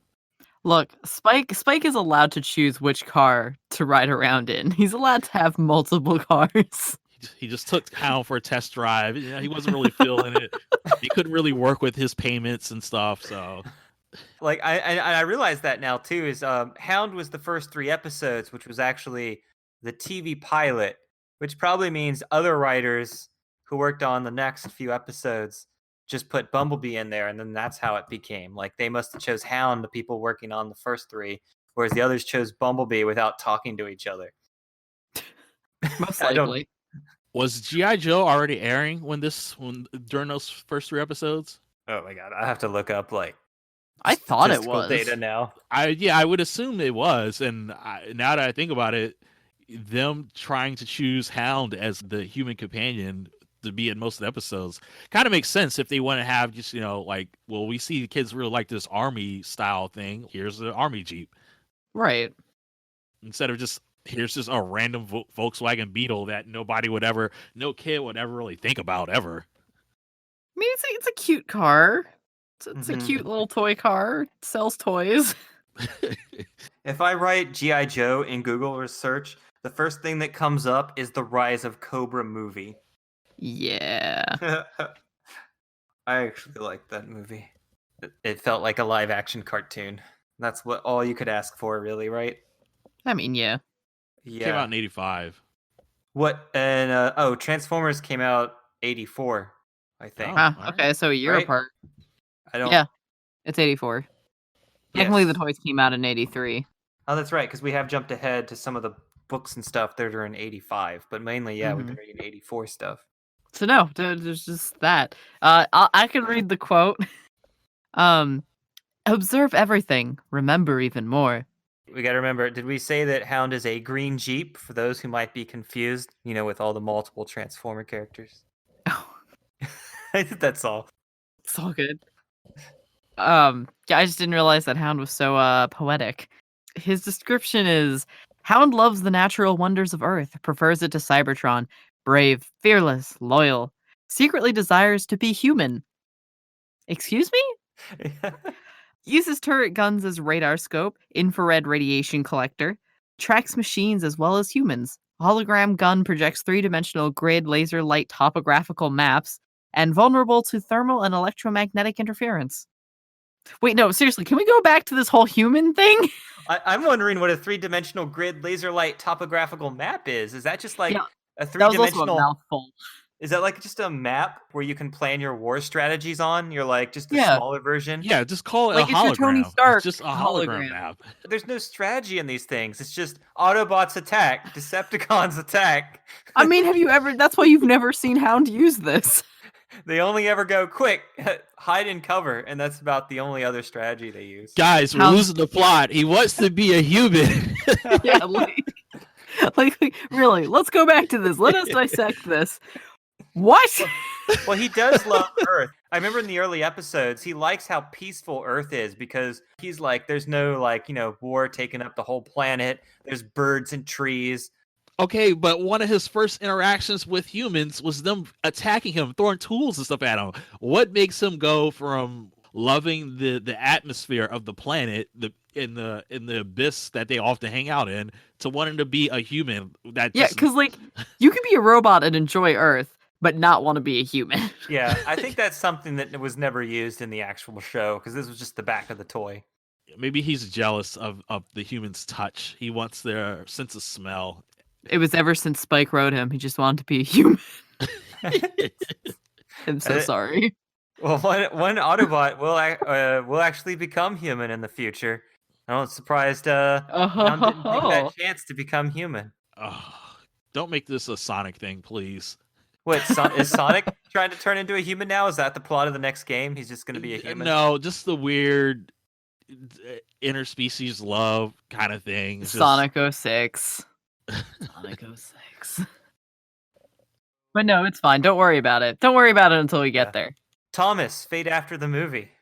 Fate after the movie. In the movie, Hound was seen outside the Autobot base before the attack, but also at Optimus' ship when Optimus Prime arrived in to join the fight at Autobot City. But he was never seen again after the movie. He was either trapped outside and rejoined the fight later, or one of these is an animation error. He joined a rescue team to help save Cybertronian civilians after Unicron's attack, and could now form with his other Season 1 survivors to become Skyrain. Okay. This is like the third guy we've reviewed who became Skyrain. I'm pausing and because I'm confused. Is like, I know of combiners. I did not know of a combiner named Skyrain, and I didn't know that regular Autobots could just decide to become a combiner somehow. This is some toy from like 6 years ago. Supposedly, the stories are canon to the rest of the universe, so it's basically all these Season 1 characters that can combine to become Skyrain. Oh, okay. So modern day people wanted to just make more combiners. Yeah. Okay. He also gained the ability to project people's memories as holograms. So he basically gained Soundwave's power of mind reading combined with his own hologram powers. He went on to use his holograms to produce Cybertronian musical plays. Wow. He traveled to Japan to stop G.I. Joe's Cobra Commander. That couldn't officially be called Cobra Commander. Excuse me? Yeah, that was like the one time I think he showed up in Season 3. Well then. So what Or no, was this wait, in? Was this in Transformers or? They used him in the manga again, like that not Cobra Commander in some of the manga later. I love that. I'm so glad because I was so upset that they only used him for that one episode. Yeah. And I'm mad I can't remember his name right now. So Thomas, continue. And you'll get there. Don't worry. I You'll mean, love yeah, because I love Cobra Commander, so He I'm is just so like, good. I want to know, I want to see that now. it. Just wait. It'll happen. It is so worth it. All right, he returned in the animated series Headmasters, but stationed on another planet so he wouldn't appear on the show for more than one episode. This was his last canonical appearance. So he survived, but then really didn't go on to do much. I mean, that's better than some robots. Some robots were just forgotten. They didn't get to become a part of Skyrim. Yeah. True Yeah. facts. We got some Hound fun facts. We can just take turns reading them, starting with one of you. Sure, I'll start out. Both the French and Portuguese names translates Hound to tracker, and his names in other countries are everything from Scout, Danish, Kangaroo, Italian. Really, it's not Australian? Anyways, Hunter, Portuguese and Russian, and Chief Detective in China. Oh, I'm not sure which one I like more. Chief Detective. That's all beautiful. His animated design was based on the package art and not the figure, resulting in his rifle only being a gun in the show, but a long rifle for the actual figure. Hound was one of the Japanese Diaclone lines that came with a human pilot, even though he did have a head. His rocket launcher had to be changed to fire, not so fast, so children wouldn't shoot their eyes out. Oops. So, oh, that's right. I saw a commercial in Japan. It actually went whoom, like really across the room. But in America, it just goes pachoo before falling down. So they Well, wanted to make it so people wouldn't, kids wouldn't shoot other kids in the eye with his rocket launcher. America. All right. So, this is my notes. So I guess I better read it. So I'm not into many toys, but I did see there was a line called War for Cybertron where you can apply battle damage stickers onto the robots. And but all I can think is, once this is battle damaged, is it stuck that way forever, or do the stickers come off? Because I found like Hound had a figure in that line, and I just like, okay. Huh. Forever dead. Okay, so one of his figures transforms into a van. But even then, it's really awkward because his head just comes up above the van and his legs below it, so it's not really a transformation. I have the Rodimus version of that. What? That's what I my know note it says says. I know, but I have that one too. Yeah, it looks very blocky, but not as bad as this Hound one. Yeah, I got that at like the Japanese festival Yeah. that's in DC all the time. I just found these little. They were like called They're Transformer precious. Yep. Qs. Yeah. It- Sorry, Yeah. no, they're called Transformer Q. That's okay, cool. they're yeah, they're super just- cute. Like, sorry.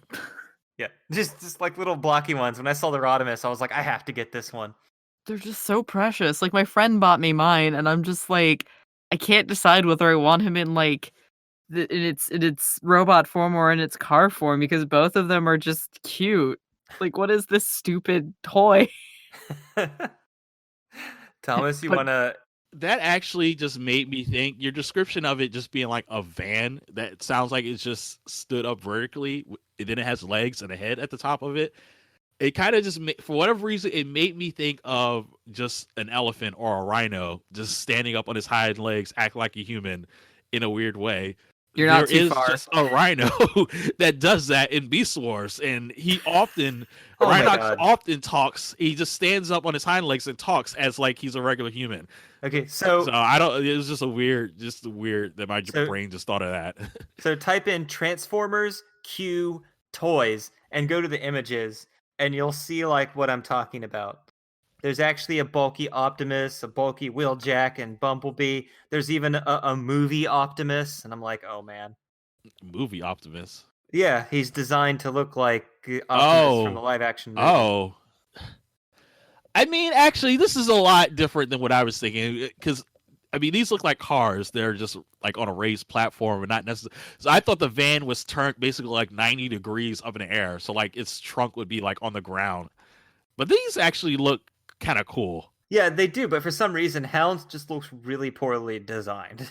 Or just doesn't look right. I don't know. Oh, there's a Starscream one. Why don't I have the So the Starscream Hound one? one is man, he's supposed to be a Shockwaves looks- van. Soundwaves actually looks really cool. Oh, Hounds. Yeah, I mean, he looks like he's got some extra baggage on the back of his. His proportions look kind of off. There is a Hello Kitty Decepticon version of one of them. But I like all of these. The Starscream one I'm looking at, I don't know if it's a Transformers Q one, but the Starscream one I'm looking at looks like trash. I hate this one. The one with the fat, like, it looks like a really fat cockpit. Yeah. Yeah. For some Excuse me. reason, Hound is the only one that doesn't show up on my image shirts now. Why does Rodimus look like a hot rod, like camper van? I'm sorry. I love Hey, this little that fat one is Starscream. Oh no, the Starscream one's not good. No, it's so fat. I love him. He's so fat with tiny little legs. All right, we've got to post some of these images on the for this episode. I kind of like the RC one too, even though I don't usually ever like the RC like 80s design. It just looks Aw, but her funny. face is adorable. Like, you can't not like that. Did you guys see the Hello Kitty one? No? Where she has a Decepticon logo and all these slashes as if she's been attacked. I mean, I found Hound. I still haven't found him, even though I'm the one who mentions it in our notes. I had He to does Google look him terrible. specifically. Yeah, he looks terrible. All right, so we will show everyone in our links everything but him. Yeah. Yes, No, I'm just kidding. look, he I'm just getting regular Hound figures. I don't. Are you Anyways. Anyway. So the first one is Huffer. Ugh. Let's get him out of the way. That's what I wanted to do. Again, Huffer, like Blue Streak, one page for everything. But he didn't even get a main page and a secondary page like Blue Streak. It's all on one page. He's apparently an Autobot engineer. He's the purple, blue, and yellow construction bot who complains about everything and has a pessimistic outview on life. Not to be confused with Gears, who is the red, white, and blue Autobot who complains about everything and has a pessimistic view on life. I don't know why my hatred is only for Gears, when now that I remember Huffer exists too. Don't forget about Cliffjumper. No, Dang it. Cliffjumper's fine. Is he? Even after this character arc that he has in this episode, he just goes back to complaining again so that he could match his character bio. Thomas, you want to read the quote and description for Huffer? Huffer's quote: "Molecular structure is the key to success." Okay. That's a sentence. Just description. In his description, Huffer is cynical, hard-boiled, and pessimistic. He looks at the world through sludge-colored windshields, will complain it can't be built, then builds it anyway. Not too sociable, but absolutely reliable. Arm sensors can test materials for strength, heat, resistance, elasticity, etc. Extremely strong. Superior mathematical and geometrical abilities. Often unhappy and homesick for Cybertron. I'm sorry. When does he use any of these abilities? Never. Oh, It's not everything is always incorporated from the bios, because sometimes there were just too many characters to cram into an episode to remember that all. I just feel like there would have been, I don't know, something, one of them, other than the pessimism. Yeah, nope, that's it. No, I don't think any of those would have helped Let's with just- Optimus dying on the table, and we have this technical genius that could help repair him instead of just the medical doctor, robot doctor, just doing stuff by himself. I don't need So- any help, it's fine. Let's talk about his fate after the movie so we can never talk about him again. So his body was shown during the movie's battle, but we never see him after that again. But his corpse is actually labeled on one of the starships in one of the Oh my boards in God. season 3. But of course that ship later explodes, taking all the Autobot corpses with it, with no chance of Huffer coming back from the dead like Optimus would. Except how... It's a convenient way to get rid of that junk. Like, Well- what use did it have for Well, it? no, wait. The whole ship comes back with Optimus somehow. So I don't know. Oh, his Japanese name is Drag because that's what he is to the entire Autobot team. A drag. Aw, this poor bot. So Sammy, do you want to read the quote and description for Ironhide, our second Yeah. spotlight character, who is the Yeah. red RV Autobot, who's the oldest Cybertron warrior on the team. Yeah. Ironhide's quote, "High-tech circuitry is no replacement for guts." His description, "Go chew on a microchip," is Ironhide's slogan. Prefers action to words. Oldest, toughest, most battle-tested Autobot. Bodyguard to Optimus Prime. In charge of guarding anything of importance. Gruff, but kind. Trithelium steel skin makes him nearly invulnerable to attack. Are we sure about that? Is the guy that tripped and hit his knee and leaked oil everywhere in the first episode?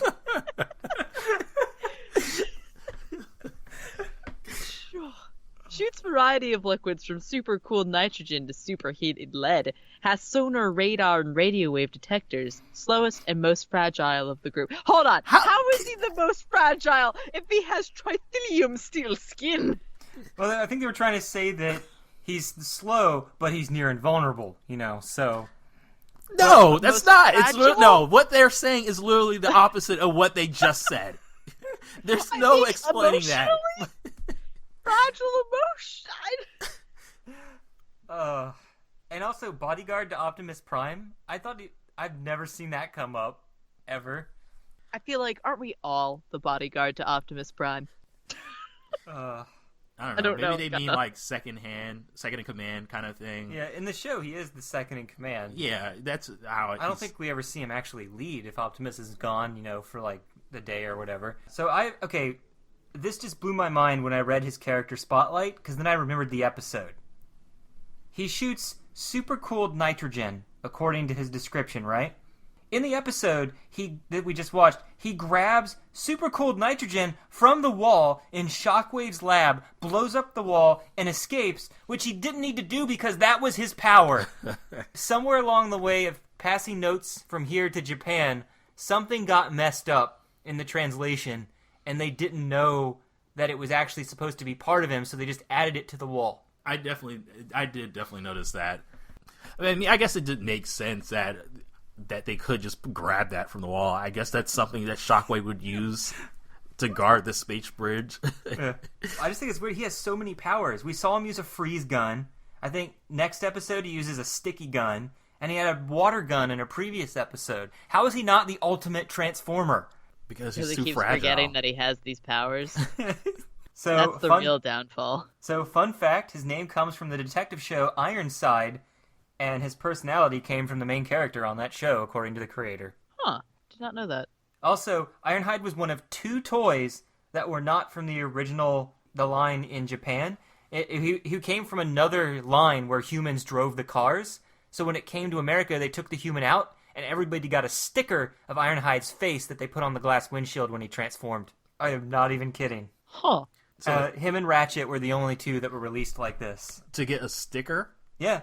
And for some reason, he was sold in the U.S. before Transformers in a black version, before they knew they were going to make him into the show. Why? I don't know. It's like from a separate agreement, like getting toys over here before they knew they were going to make toys with some of the same characters or others, like kind of the way Shockwave also, because that also happened to Shockwave. He was sold before the show. Maybe they really cared about the lore and just had to make sure that he was the oldest Transformer. Sammy, you want to read his fate after the movie? Sure. So, he's one of the oldest Autobots, but one of the first to die on the ship that was heading to Autobot City, and Megatron blows his brains out. Yeah, that was that first shot, wasn't it? Yep. His grave's also later found in the same Autobot graveyard ship as Huffer. He was later drawn to Headmasters in 2 episodes as an error. The movie still wasn't out in Japan when Headmasters was airing. But then the Japanese comics have him alive and well, so do the fan-made comics after the movie. So he's okay. He's all right. Look, Ironhide was cool. He did not deserve to die like that. Yeah. I just he always talks like a southerner. He's a good boy. He's like, now wait just a darn tootin' minute. I was like, that looks like a Decepticon. I'm gonna shoot it with water. Yeah. Oh, I forgot. Water doesn't do anything to us.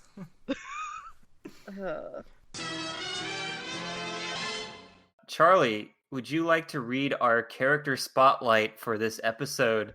The character spotlight is the Autobot known as Jazz. Autobot known as Jazz. Do I know this Autobot? He's the one who kind of talks with a smooth voice. He's like, "Hey, my jiving people." Wow. There. Jazz is the jive talking white and black Porsche. The original toy packaging, he had a quote and a biography, and then we also go after his fate after the movie, assuming that he lived from it, and then also any more fun facts about him that we discovered. Okay. So continue whenever you are ready. Okay. So I suppose the packaging biography. Jazz loves Earth culture. Always looking to learn more. His knowledge of Earth makes him an indispensable right-hand man to Optimus Prime. Takes most dangerous missions. Very cool, very stylish, very competent. Competent? Comment is about a robot. Equipped with a photon rifle, flamethrower, full spectrum beacon, 180 decibel stereo speakers. Yeah, now that's what I'm talking about. Oh my Rock God. out. It's dazzling, disorienting sound and light shows. Versatile, clear, clever, daring, but prone to be distracted. I would too if I had some speakers and probably some rims and whatever this guy has. Just Frankly, light I think this shows has that- been the most accurate biography so far. He really does do all that.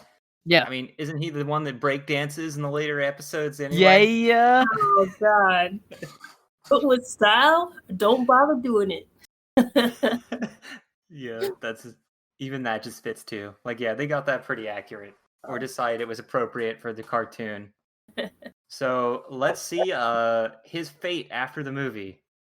So Jazz was in the movie on one of the Cybertron's moons with Bumblebee and adult Spike. Ooh, Spike is an adult. I think he's already an adult, but okay, whatever.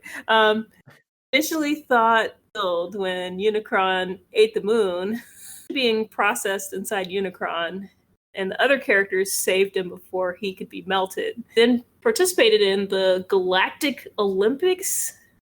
Okay.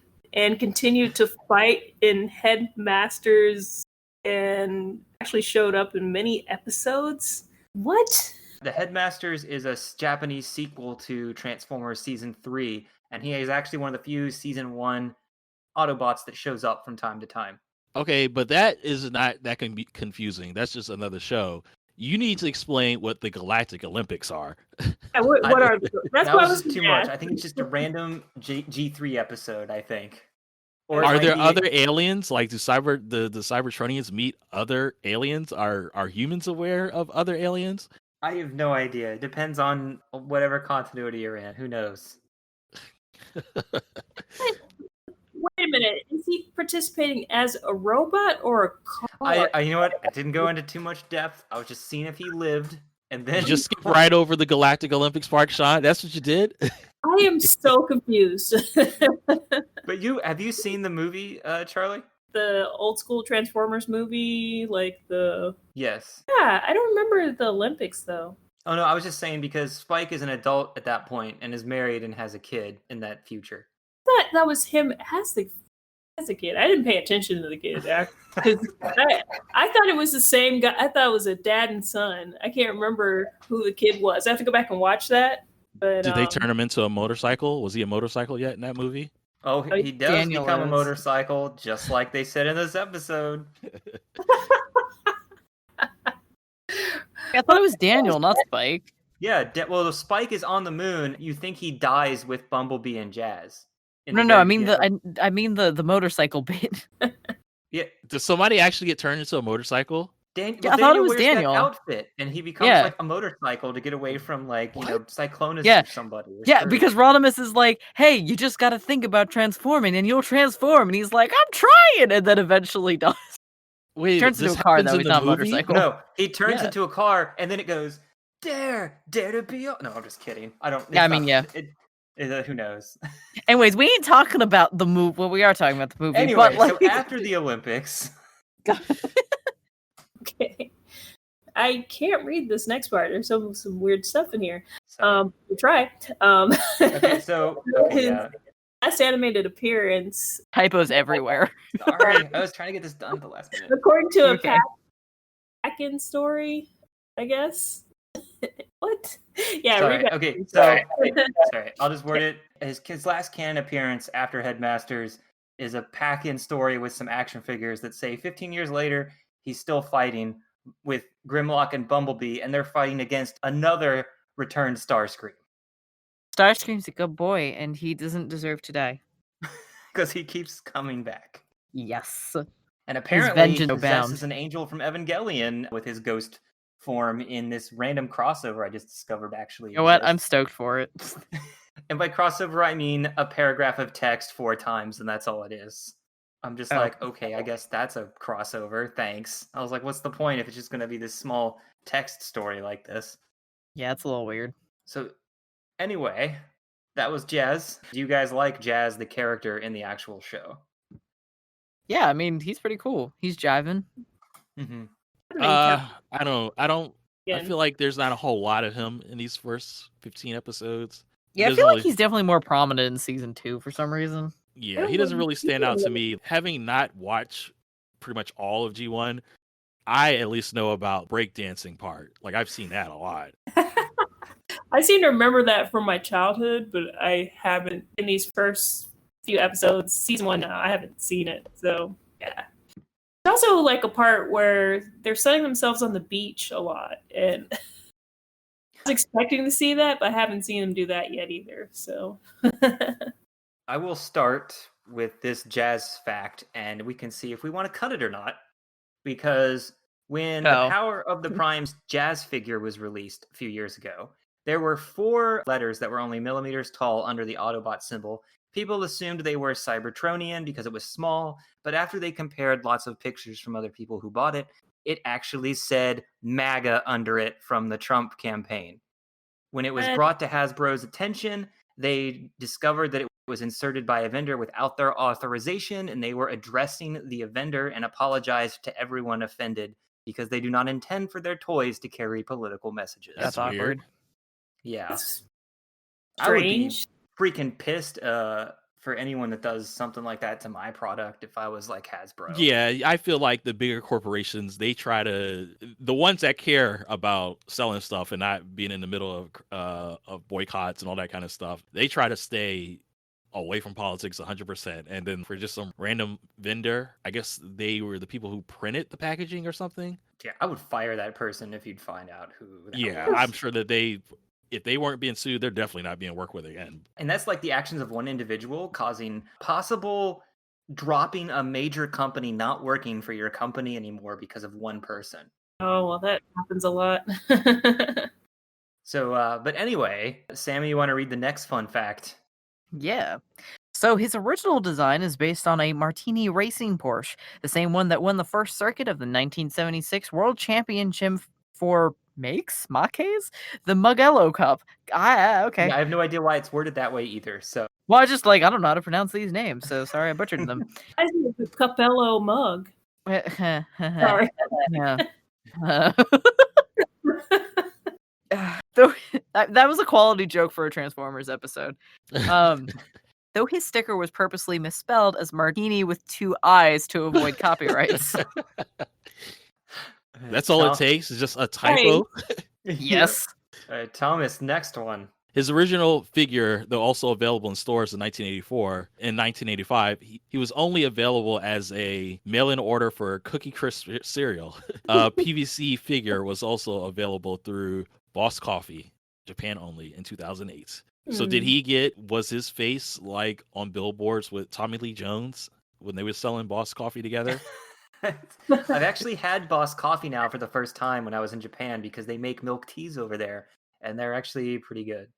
Yeah, I don't drink coffee, but when I went to Japan, I was drinking the canned coffees all the time. They're good. Like They're Yeah. so good. Well, I don't drink the coffees, but I drank their Boss Coffee teas, even though they're Okay. not coffee in the teas. But yeah, I think I tried Boss Coffee, but the main reason I was getting into the coffee stuff is because of Twin Peaks, for whatever reason, was super popular in Japan. Well, I don't know about super popular, but popular enough that they wanted to have them do commercials, and they just had them doing Georgia coffee commercials constantly. So when I went to Japan, I was like, I need to get canned Georgia coffee, because I don't think Georgia coffee exists anymore in the U.S. I don't think.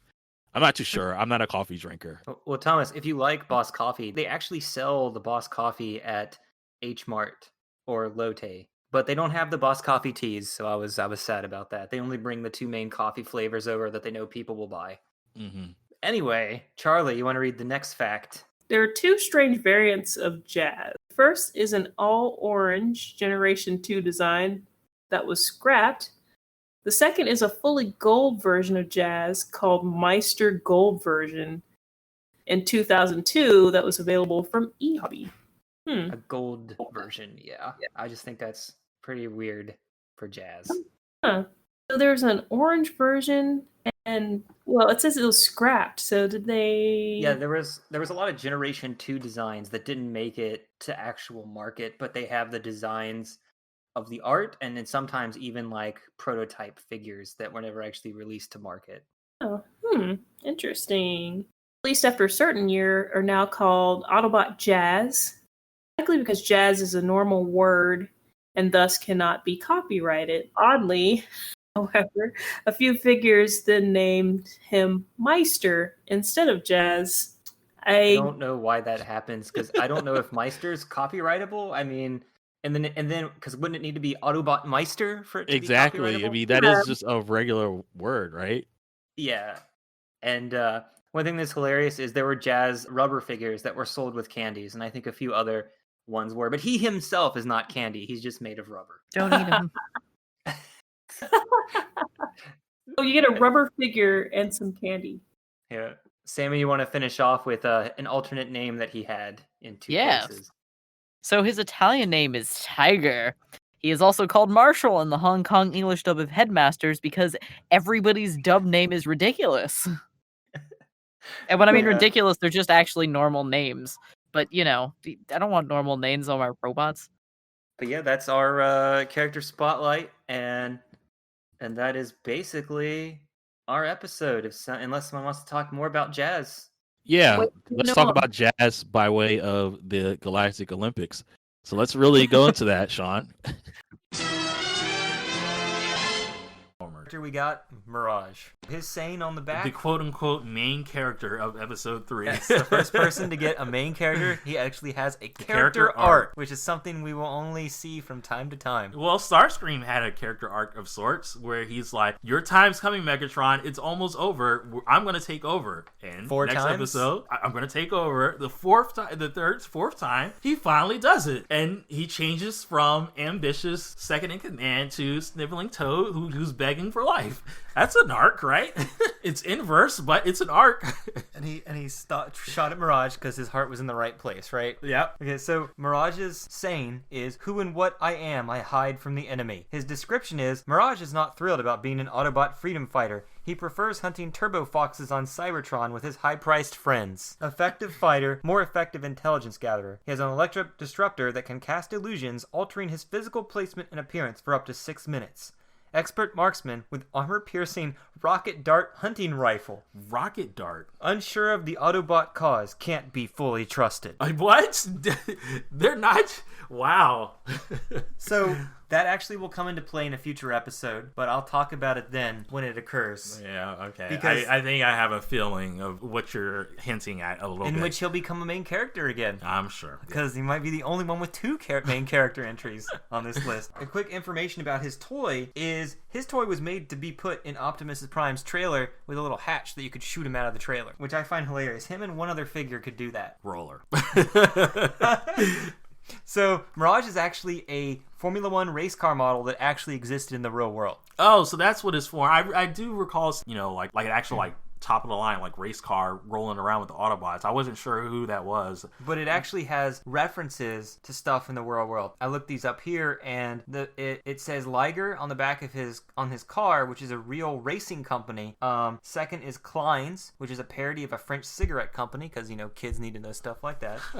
And then there's a dancing gypsy on Mirage down here near his body, which is a reference to a similar logo for an auto company. And then Elf on him is a reference to an oil company. Okay. So he's got like 4 references on his body. But the weirdest thing about Mirage is he's the only Transformer of the original Generation 1 toy line that never got re-released because his original mold was damaged or lost. Oh, wow. I guess when you try to go into Toys R Us in the 2000s when they started re-releasing Soundwave and Optimus on how they originally looked, you couldn't find him because they didn't exist anymore. Instead, they used a GoBot mold and called it Mirage when Generation 2 came out. And apparently, they incorporate stuff like this into continuity by saying that this GoBot was a clone of Mirage, even though he looked nothing like Mirage. And then that affected a future cartoon where that guy showed up looking exactly like that. That's really weird. And I'm just like, wow. And it's just like, yeah. Anytime a toy comes out, they try to make it part of the continuity, even despite all the real-world occurrences that go on behind the scenes. After the movie, what happened to Mirage? Well, he got killed by Megatron in a deleted scene. So much for a main character getting killed off screen.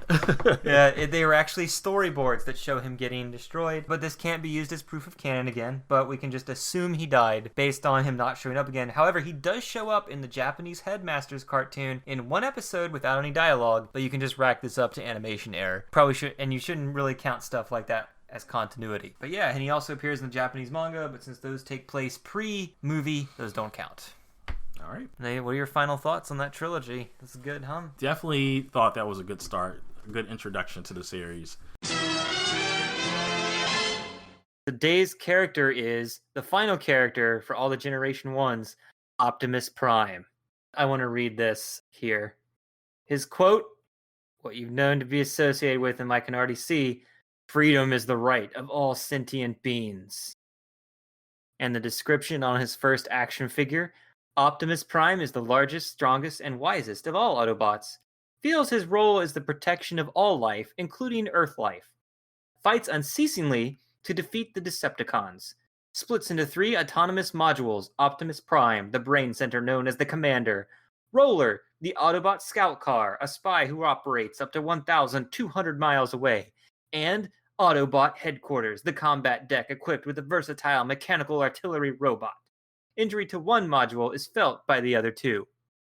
His fate after the movie, I was just going to do the same thing I did with Megatron last episode. See if I can remember everything that happened to him. Let's see. He dies. He comes back to life as a zombie in Season 3, only to die again. Then a Quintesson has to bring him back again when all the Decepticons and Autobots are infected with a rage virus.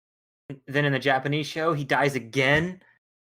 I forget how. Is it because Cybertron explodes? No, because Galvatron survived that. I forget it. He somehow dies again. And this time it's so the Headmasters can take over. And then Rodimus is like, I'm leaving. Peace out. I'm going to go explore space because I don't want to be the Prime again now that Optimus is dead again.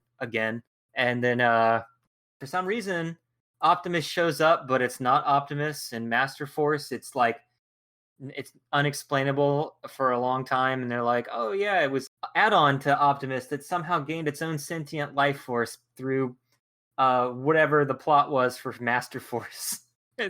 So, and then later, after the cartoons are over, Optimus is brought back to life again during the last storybooks from the last figure line, where he comes back to life to fight Super Megatron. And I think somewhere in between there, he I don't know, other stuff might happen from mangas. Who knows? All I know is he dies a lot and comes back within just this one continuity.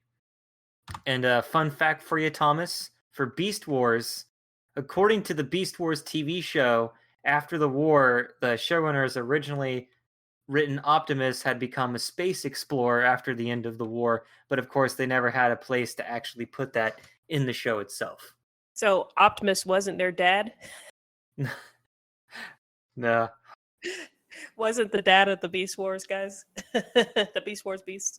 They don't really use that injury to one is felt by all pretty much at all in the TV show. I don't ever see his trailer truck getting injured and him going, I felt that, while he's fighting somewhere else. Otherwise, the Decepticons would be shooting that all the time to injure him more.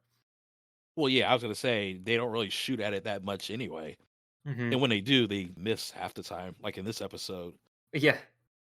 And oh yeah, when they were trying to shoot Roller. Yeah, His quote that is even made it into live action movies and even in all the other canon is probably the most memorable quote from all of the Transformer figures, followed by Megatron's "Peace through tyranny" quote.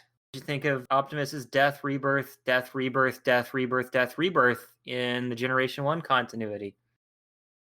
I'm sure at one point he gets resurrected by Black Balls. He turns into a 5-part, Gestalt figure with other people. I don't know if he lived and died through that again too. Who knows? It gets crazy, and I didn't research. This is just Sean's memory for this one.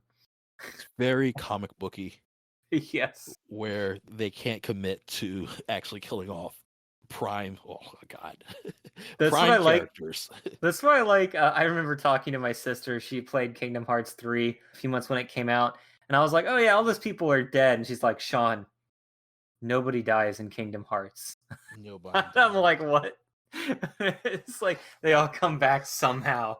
I'm just like, okay, yeah. Even that is so ridiculous, over the top, comic booky that Kingdom Hearts plot, and they treat it so seriously. That's why it's so awesomely, amazingly bad that I can't stop watching playing them.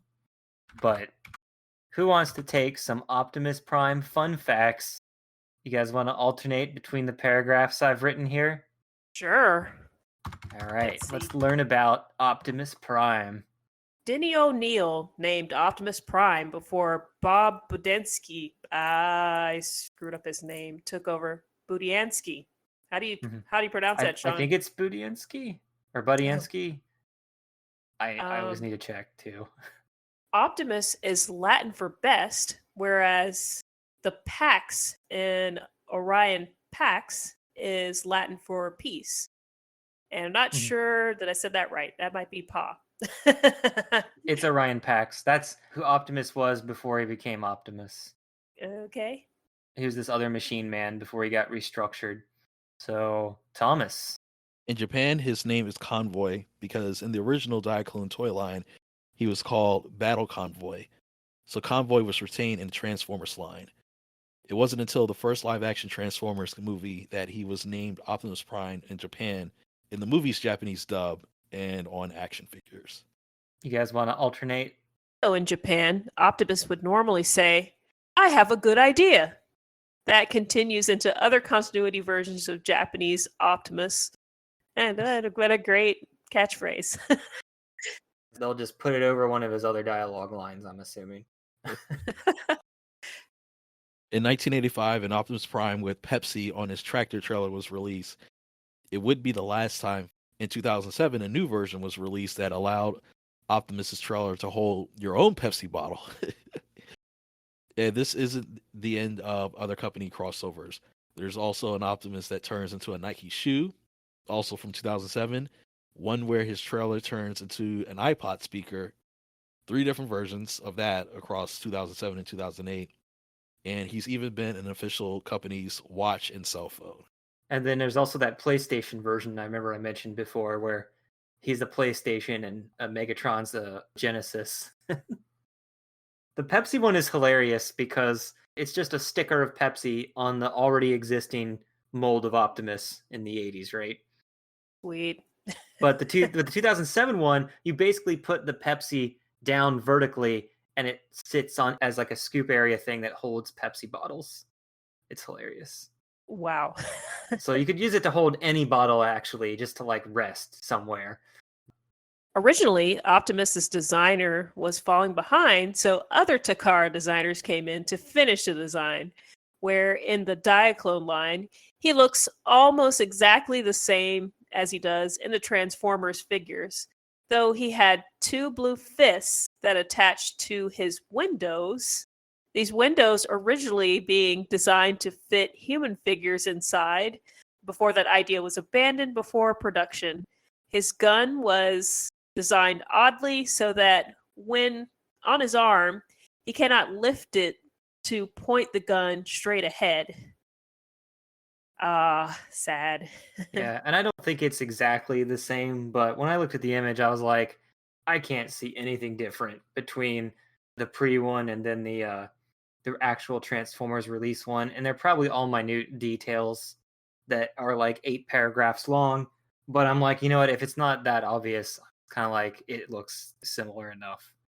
I guess it wouldn't have been as fun to play with if you couldn't actually point the gun. Just have them stand around with it. Yeah. In Danish, his name was Primus Optimus. In Canada, in the figures, he was Optimus Primo. But Optimus Primus in the cartoons, in Italian, he is simply Commander, and in Hungarian, it translates to Optimus Chief. In Portuguese, there are 3 versions, which translate to Optimus Supreme, Leader Optimus, and the First Optimus. And the Taiwanese literally translates to Invincible Iron Ox. Face plant. And in Ukraine, their translation is basically Optimus the Best. That's so Eastern European. Those last are the best, like Optimus the Best or Invincible Iron Ox. Oh my god, yeah. Megatron still had the best name. What was Optimus the Best. Big Mega. Big Mega, yeah. So this next one, it says, so Optimus was originally written into My Little Pony movie script, where one of the ponies was supposed to have asked him for help, but then he refuses for some reason. And then they also wrote G.I. Joe's Shipwrecked in there being asked to get G.I. Joe's help, and they would have also rejected the pony. But apparently Shipwreck was also supposed to be drunk as well, but Hasbro told him to remove both cameos from the My Little Pony movie. Like, from the script. Like, they never even got animated. Oh man, I can't see how that would have worked anyway. Yeah. Just throw all the Hasbro characters in there. I mean, it's not like My Little Pony watchers would be that interested in G.I. Joe. Well, besides me, maybe. I did watch all of those shows. But yeah, that would have been pretty awkward. Okay, Optimus originally had a pure gold design from the original mold for the 35th anniversary, but it was canceled. Funnily enough, it would have been on a trophy stand, and you can still transform him on it. However, a rare gold version was made in 2004 for a contest. Only around 10 to 20 are assumed to have been made, as well as a 2018 gold version meant to look like his coloring in the Golden Lagoon episode. Everybody wants their pure gold action figures. The original Beast Wars figure of Optimus Prime was a blue bat. This was because the figures were made to be a continuation of the same war with the same characters before the Beast Wars fiction was finalized. And I wanted to show you guys something. So here is... Is it some kind of like Happy Meal toy or something? No. I mean, it's very complicated and intricate, so that probably wouldn't... This is too expensive for a Happy Meal. I might just have to go to the wiki page and look at that picture really quickly. Which would be... No. Hurry, quick. Basically, there are these like little mini ones where in the second image, this is from a line called Koro Q Optimus. You can tell there he doesn't actually transform. So you just clip the trailer around the entire body and boom, you've got an Optimus. It's so weird. But the design is actually kind of interesting. Like, it actually looks good on both forms. Where'd you post that, Sean? Oh, in the Discord. The second image came first, and then I think later they also made the first picture I showed you, which is the Q Transformers, which I've shown you guys before, where some of them look really good and some of them look like crap. Like, I have the Rodimus one, which is fun and really blocky, but that one actually has moving pieces that also really do transform. But I don't know. Those are kind of cool little fun mini ones, I thought. I thought you guys might get a kick out of those. Yeah, it looks like his legs are just gone. I don't know if that's supposed to be chibi. I don't think so. Well, or maybe it is. But Yeah. Either he's on his knees or his legs got just crushed and compacted into his body. They're stuffed into his feet. Yeah. Or what they should have done is just put like telescoping legs so that when you have it in robot form, you just click those out and he's standing at least a little bit taller than that. It looks like he has a whole lot more moving parts than my Rodimus one, like who just stands still. But then, oh wait, maybe my Rodimus is the Chrono Q figure and not the actual Q other one. For all of that going on with the design, the semi truck doesn't even look like a semi either, though. The semi truck is like really chibi and short too. That's Yeah. weird. Thomas, you want to read the next to last paragraph? In 2010, Japan released a completely dead Optimus Prime colored as he was in the movie, but called it Sleep Mode. It included a translucent see-through trailer. A transparent gray, I'm going to turn into Galvatron, Megatron was also released. Here, kids, relive your dead hero. I'm like, what would be that? What's the point of releasing Optimus colored exactly as he is dead in the movie? See a picture of that. That sounds pretty cool. Like translucent see-through trailer. Yeah. That was 2010, so it was probably selling it to like older folks. Yeah. Oh, okay. So, Charlie, read this last paragraph to see what other figures have crossed over with Transformers. Okay. There exists an Optimus colored like an Eva from Evangelion. Due to the tech story crossovers, he's also colored like Ryu from Street Fighter X Transformers line. And let's see, in the My Little Pony one, however, he is now a pony painted with his Optimus colors. That's awful. In addition, there's also a Ghostbuster influence design with the Ghostbusters logo on it. I wonder what that looks like. That one actually is a cool design. I was also forgetting the, what's it called? That Star Wars Transformers crossover that happened like 10 or 15 years ago that you showed us on one of the podcasts, Thomas. Cool. I like the Ghostbusters Optimus Prime. That is pretty sweet. I want that.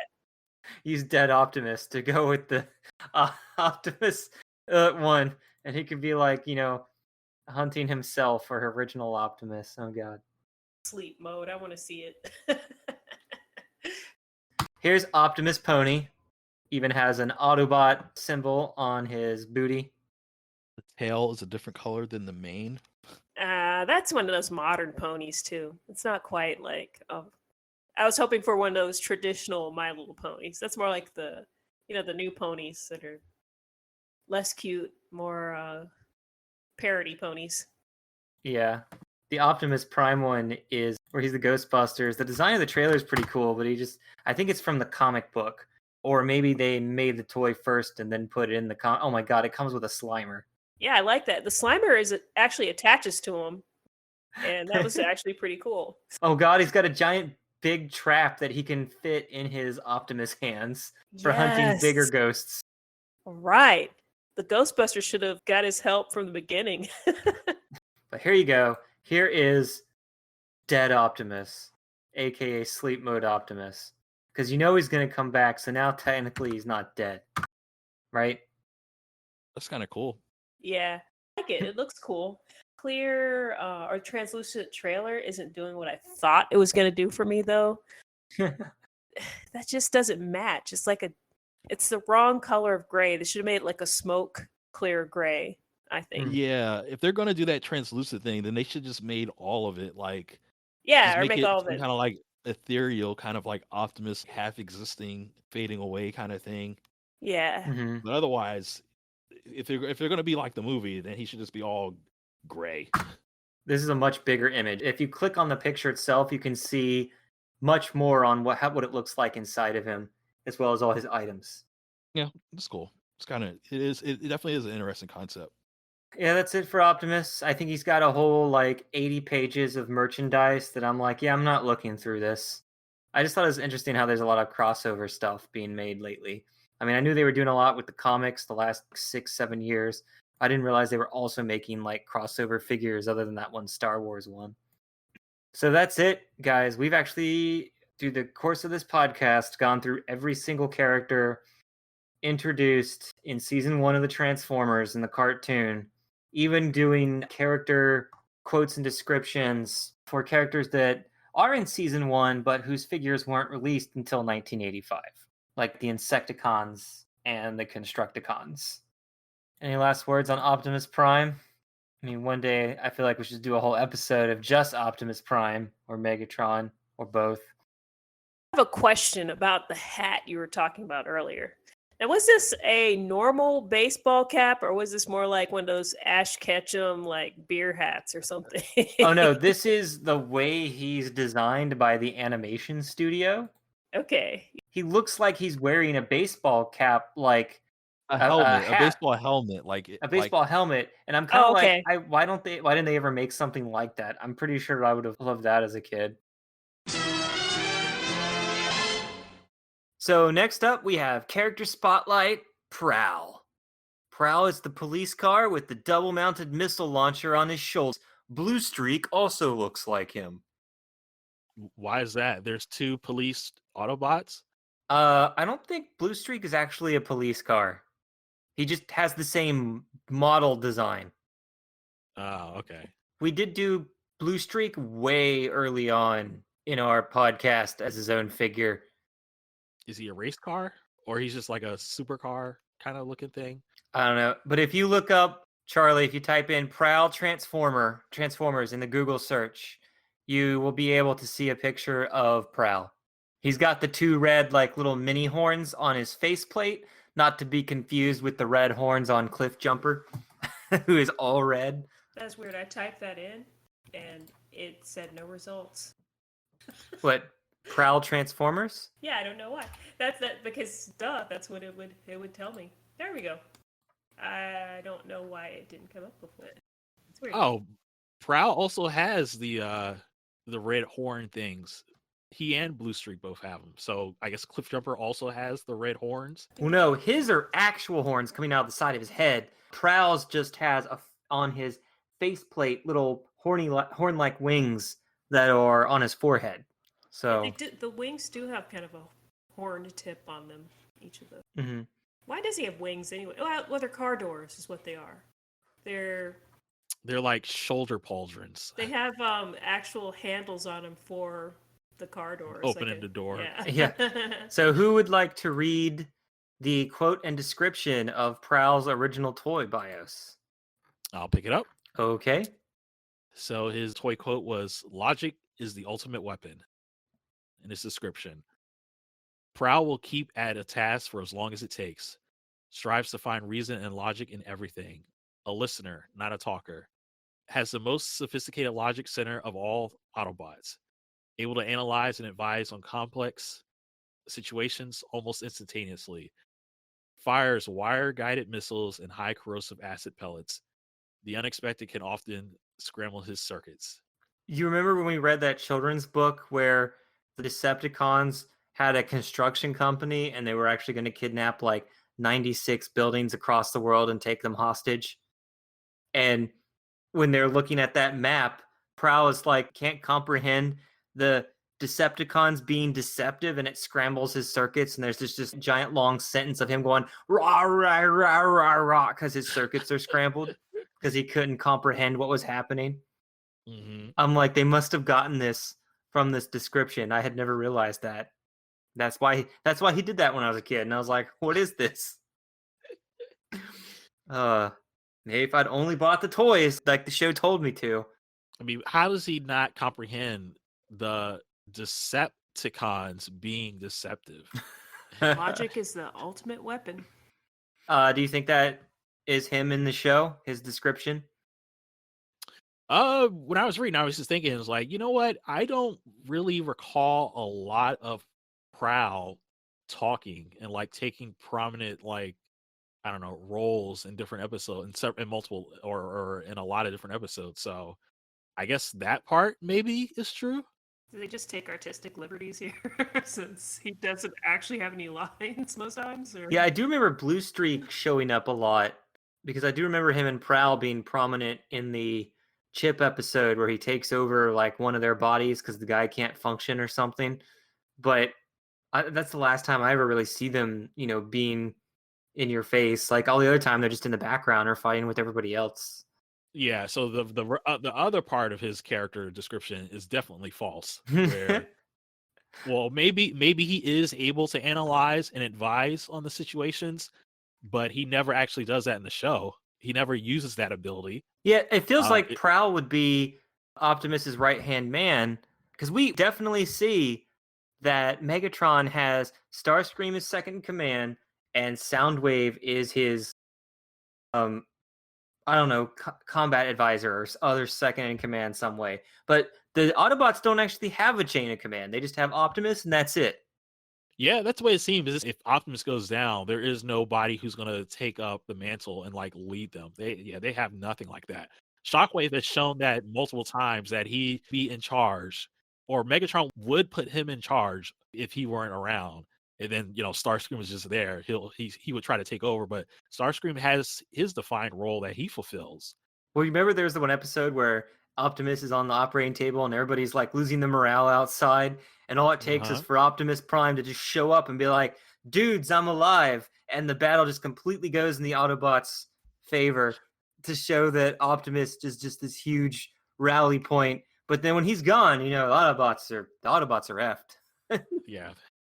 Though I guess that will eventually change in maybe this season or the next, because I feel I don't know when Ultra Magnus is introduced. After the movie, season 3. He seems like he would be a character that would just be like, okay, Optimus is gone, I can be in charge, or the leader, because I guess Optimus is going to be gone, and you have Rodimus instead. Yeah, well, I think Ultra Magnus is second in command once Hot Rod becomes Optimus Prime. And Ultra Magnus doesn't have any problems working for the guy who has the job he was supposed to have. So okay, that's definitely, that would be new to me, because I know nothing. I know that I don't know how I absorb that the fact that Ultra Magnus was basically like second in command. He definitely fills those shoes. So I guess it'll be interesting to see that beef to have like some of the Starscream vibes on the Autobot side. I'm surprised there's not like an episode where Optimus is like, "All right, guys, I'm going over here to work with the humans. I'm gonna put let's see, Sunstreaker, you're in charge." It was like, bye, and then it's like Sunstreaker trying to be a leader for an episode. I don't know. There's no episode of that at all in these shows. It's just Optimus is the leader forever. Charlie, do you want to read the fate of Prowl after the movie? Fate after the movie. Before the movie, Prowl was one of the only ones not infected with the virus and to need a binotech body based on a real vehicle. Wheeljack saw Prowl's death in the future via Ravage's treachery. Treachery, yeah, sorry. He tried to create a way to separate Prowl's spark into subspace and give him the ability to control other bodies from there. It's not clear if Prowl knew this was happening. However, on a mission where he was near death, Wheeljack forced a transfer of Prowl's spark into a binotech body, but he was lost in subspace. Chip Chase transferred his life essence and merged with Prowl's memories to become Prowl 2. Prowl emerged into a non-change timeline. Dr. Arc-Evil, is that right? Archivel? Dr. Archivel later used his spark to create a giant monster. Bluestreak of the Binotech Timeline 1 traveled to this second timeline to warn Prowl of his destabilizing spark, and eventually Prowl returned to the body Chip was in, and Chip returned to his human body, though they are now in the timeline that does not continue into the movie. Headmasters, etc., right?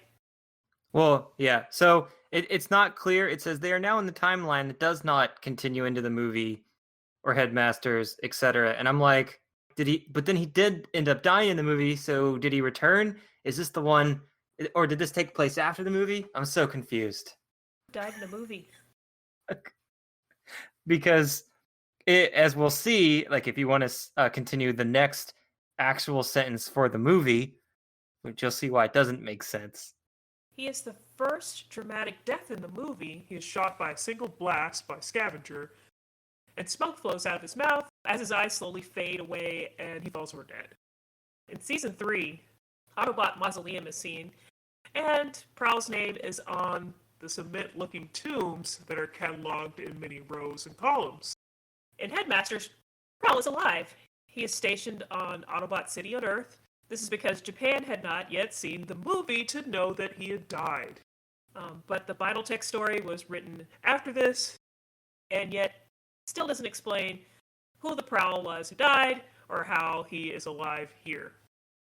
I guess we will have to read this for ourselves one day. He was later converted into a combiner to form Optimus Maximus with Surprise, Optimus Prime, Sunstreaker, Mirage, and Ironhide. He was seen failing to surf in Hawaii. Oh, he was last seen failing to surf in Hawaii. Yeah. Now we have some Prowl fun facts. Did you understand that, Thomas? What'd you think of that amazing backstory? The whole I don't think, I mean, Transformers could really do without alternate timeline characters and stuff like that. I mean, I assume that none of that's really touched on in the show, but because of the way that things end up, those people are essentially in a separate timeline. And man, that trying to deal with that on top of all just the weird stuff in Transformers, that would just be way too much. Yeah, and I'm just like, I'm so confused. I'm like, is the Prowl that died in the movie Chip Chase Prowl, but then somehow he's not dead? Or, and then I'm like, oh God, my brain. I was like, how did you say he survived in space, then came back? Did he come back just to die? I thought the whole point of making up the story was that he's now not dead, and I'm like, whatever. I feel disappointed with movies that go with animes and cartoons because they always screw up the continuity of the whole thing. I mean, it's like they go to make a movie and some other studio does it and the animation doesn't look the same, and on top of that the story is just like totally different, and that really irks me. I'm like, why do they screw it up? Yeah. Why can't it just go with the same thing? The only thing I've seen where I'm like, that really went with it was like Pokemon. Where it's like, okay, now we got backstory on Mewtwo, and they even showed him bursting out of the building in the background. Yeah, all the stuff we saw, in the series that they never, explained there, but save for the movies. They're like, okay, that's cool. He had a spring-loaded gun that shot missiles in Japan, but obviously not in America. Prowl transforms into a Datsun 280ZX turbo sports car. A Mexican release accidentally colored his helmet, arms, and boots black. His mold is the basis for the Blue Streak and Smokescreen molds. Thomas, you want to read the next 3 fun facts?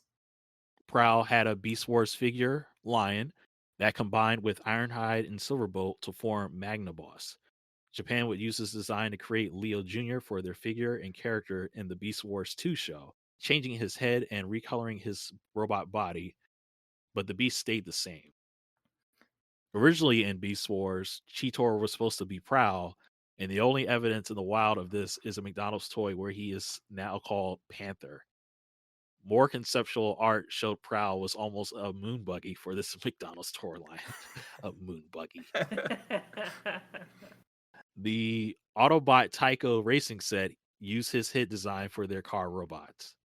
One thing that was funny is, since I've seen Beast Wars 2, seeing the lion figure that they used as Prowl, I was like, oh God, it's just the same figure with a different head and a little different recoloring. I was like, it's so weird because that means it was made as a figure first, and then when they made the show, they decided, well, we don't want to use Prowl in the TV show. We're going to make a new character to make him a son of the new Optimus somehow. I don't know. Son of Optimus? Yeah, his spark gets slightly split and becomes its own transformer. So this Leo Jr. thinks of himself as the son of the Leo Convoy. And Leo Convoy is disturbed by this because they don't have, children in their universe. So he's disturbed for a really good reason. It's like Sailor Moon and Rainy.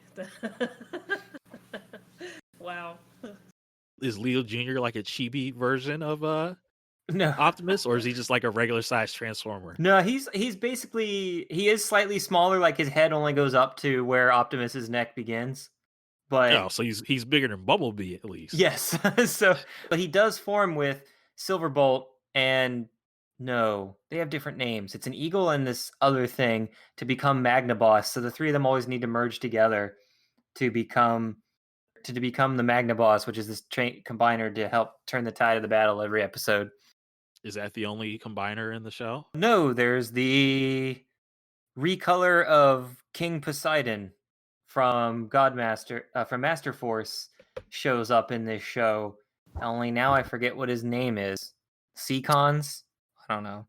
Yeah. You were right though. It is Silverbolt. Silverbolt, Prowl. They had to change Silverbolt because he ended up being a character in Beast Wars, I think. And they didn't want to like make it look like these shows were that connected, I guess. Who knows? Who knows why they made anything? But in the 1990 Action Masters line is given a cycle to ride. Everyone gave up their transformation powers in this line. Cycle. Okay. He has tons of figures along with many smaller chibi ones. A funny 2007 cancel toy gave him an oversized gun that was actually his size, only horizontal, that would have shot a projectile. In Italian, his name translates to Prowler. In China, his name is Police Car. And in Russia, his name translates to Detective. Okay. so do you guys like the Prowl character in the show, or is he memorable? That he's a police car, and that part is memorable, but whether he actually contributes much to the show, where I'm like, yeah, Prowl, good guy, I like that guy. I don't know. I'll have to like keep a better eye on him to see if he has any things that stand out about him, but he's not a character that gets a lot of lines, so Yeah, I mean he's completely just nothing. He's a nothing character. Wow. He's just like there's a handful of characters where they're just there, you hardly recognize them, they almost never have lines in an episode, and the only time they are actually ever relevant at all is when there's an episode that's like features them prominently. Yeah. And do you remember when we first did the Blue Streak around episode 4 or 5, when I did the character spotlight for Blue Streak, you actually thought we were talking about Prowl the first minute or two. Because Blue Streak is more forgettable than Prowl is, and already Prowl is being forgettable by everyone.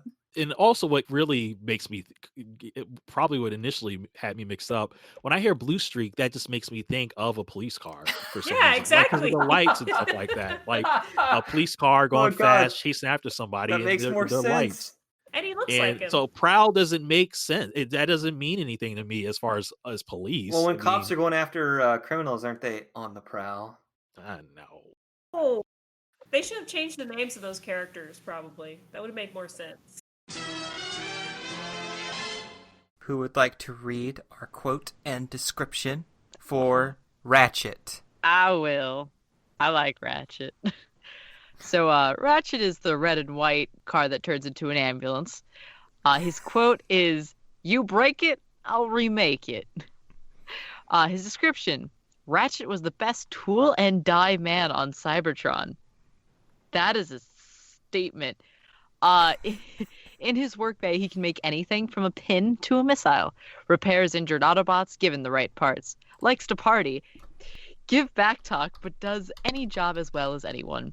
Has laser scalpels, arc wielders, electron microscopes, circuit sensors, fluid dispensers at his disposal. Sometimes his having a good time interferes with his effectiveness.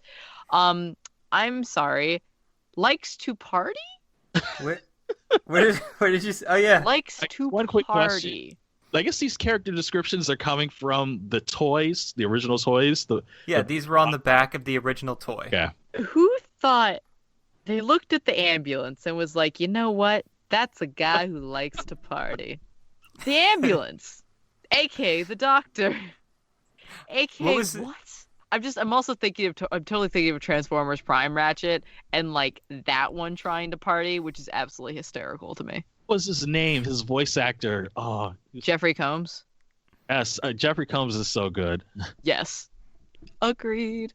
Also, apparently Ratchet's possible names were Cool Hand Lube and Grease Finger. I'm sorry, I had to read it. Wow. Oh my! I have so many facts about Ratchet on this whole page. If you guys want to take turns reading a different sentence. That's fine. I just really I also cannot get over Cool Hand Loop. Who looks at a toy? I'm Can't sorry. even just be like warm hand lube. Nobody likes cool hand lube. Like, how Well, is it could have been worse. He could have been in GoBots, and then he would have just been called Heelbot. no. Cool Hand Lube is way worse than anything that GoBots could think of. Like, that is like GoBot hell. Where, like, it's just. Why was this even an option? Like, that is one of the names where you, like, write it down on the board and you're like, immediately no and scribble it out. Nobody ever has to know. Oh my god, is that there a name Transformer? existed. Is there a Transformer that is a motorcycle and transforms and has a sickle, and he's just called Motocycle? Because, of course. I want to make that now. I'll make it up Yeah. and pretend he exists and see if people believe me. Got a GoBot already? We're back to GoBot.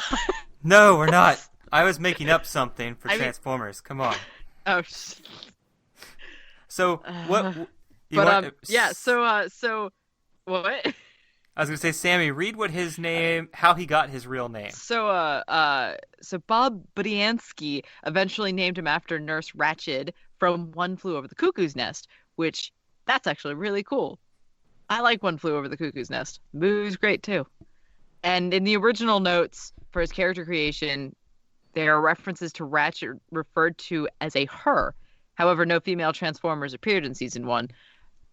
That's actually really cool that they were still thinking about having more female Transformers. Yeah, at first it's like, oh, of course, only the healer bot is gonna be the female, but then of course they just remove females altogether. So I'm like, okay, I wonder who looked at that and said no females in this first season. I mean, when they were first making that. They were more so trying to not have the male and female aspect of alien robots. They were just like, no, they're just all agender or whatever. Like they don't particularly have a gender, but like, you know, kids in society are like, those are definitely guy robots. So Yeah.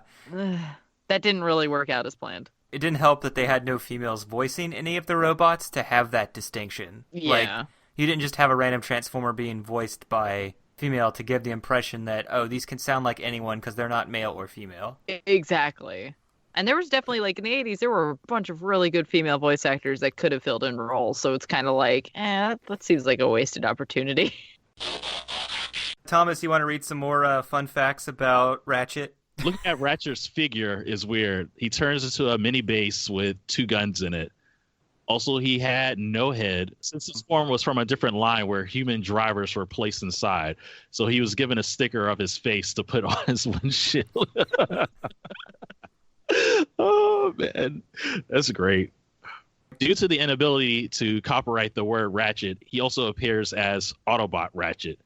No, read that again. The second part. You didn't say always. It makes it sound weird. Oh, sorry. Due to the inability to copyright the word Ratchet, he always appears as Autobot Ratchet. I missed your words, so now I'm going to just overdo it. If I cut all of that before now, it's not going to make any sense why you emphasized it. No, it's fine. Just leave it. This is like me speaking, so I'll read this. I found it hilarious that when they released the Michael Bay Ratchet, released that figure with the original red and white colors, but with the movie design, but then re-released the 1984 Ratchet and colored him the green of the live-action movies. That is just kind of some bizarre, but also actually pretty good marketing, assuming you're a fan of both the movies and the original. That was probably a pretty I safe. still hate Bayformers, so... You want to read the last fun fact? If about Ratchet? Yeah. Where's Thomas? In the cartoon, his facial design was helmet white, crest black. In the Marvel comics, it was helmet red, crest white. Even in the IDW comics today, artists still switch between both by accident within the same issue even. But then they recolor them from the trade paperbacks. I guess the artist watching both and just never remembered what his actual two colors are. Whoopsie doodle. Talking about like the same artist that makes this mistake, or just... No, it's multiple artists. Okay, it's just multiple guys just kind of doing their own thing. I see. Multiple guys. That's how it is. You think only guys work on Transformer comic books. Is that what you're thinking, Thomas? No, I'm just messing with you. God. Do not put that on me. So, hey, guys, the fate after the movie. Well, no, I just think it's funny that there's someone whose job is continuity before each of the trade paperbacks. Just goes over and verifies, double checks that no errors were done in the artistic designs. I would want that job. His fate after the movie, he was the first group killed in the opening 5 minutes aboard the Autobot ship. Smoke coming out of his mouth as his eyes faded from red to the blackness of nothing. Very descriptive. His body was labeled in the Autobot mausoleum, but then was blown up, leaving his body with no way to return, right? Wow. For the movie, he placed Chip Chase's brain into Prowl. The Prowl's body in Binotech, but time travel retconned that and maybe his own future demise. I'm sorry, I'm pausing because that whole thing sounds weird. Oh yeah, it makes no sense. Apparently one of the spin-offs is retconned as if it never happened. Does Chip Chase die? Oh, who knows? Maybe when we get to his character spotlight, we'll find out. All right. This is because he appears again as if nothing happened and is one of the 5 Autobots, along with Wheeljack and Trailbreaker, to combine into the new combiner, Skyrain. Restored Cybertron, fought a revived Unicron, fought a returned Galvatron, and had a new Decepticon named Moonheart remove their combined powers. Then Ratchet went to an alternate Earth, which we will skip. Ratchet apparently can become part of any combiner and also now has a healing beam, which has been used in all the Transformer video games now, even by the non-Ratchet Transformers. So they're just like passing around like one of his body parts or something. They've been using that in all the video games. And in the Dark of the Moon game, you had that healing beam that heals your party members. Yeah, I didn't know that was a thing in the games. But I guess it makes sense. It has to be some kind of like healing mechanic. Oh, he also tried to revive Optimus again since he had died for the 4th time at this point in his life. Got to make sure we don't leave that point out. It's kind of odd that every time a plot point like this happens, Japan has always written something around it, like in a manga or in a toy description. But in this one, nothing. No explanation for why he's alive after being shot by Megatron point blank in the opening of the movie. Are there any other Autobots that died during that scene or just the beginning of the movie? Oh, Ironhide, I think. Did they come up with a way? Or I think he also randomly appears without explanation as to why he's alive. Those are the only 2, though, so far. But in the Japanese manga, there were reasons why they came up with reason why they came back. Yeah, like they made the whole thing about how Wheeljack comes back, or Ravage, or more Unicron, or even how random stuff connects to Beast Wars. But then it's like, well, this guy's alive. Deal with it. Now I'm just wondering, like, do they not like Ratchet? And now I'm just thinking about like fear of popularity with those characters in Japan. Well, maybe the designs or the character was popular, but they just released him without thinking or caring about continuity just because they wanted to bring him out again. That's assuming that what they released actually follows the G1 continuity because, it jumps around all over the place. Just no one cares about Ratchet enough. No one cares about the healer. Whatever, white mage.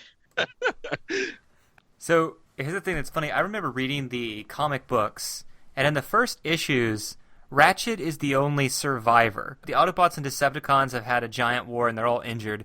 And then Shockwave just comes down and shoots them all, takes over from Megatron, and locks up all the Autobots, and Ratchet's the only one that escapes. And the whole next 2 issues is him teaming up with Megatron to overthrow Shockwave. and him making like a pact with Megatron to try to restore things back to what they were. Wait, which comic is this? This is the original Marvel Comics from the 80s. Yeah, I don't remember that. Yeah, in fact, they even bring that back when Transformers Resurrection happens. Was it Resurrection? I don't know. There was 20 issues of a comic book that came out a few years ago that continued the original Marvel comic books, and they actually used that as a plot point to say some part of his, oh my god, of Ratchet and Megatron were still connected somehow because of something that happened to them during that storyline. Wow.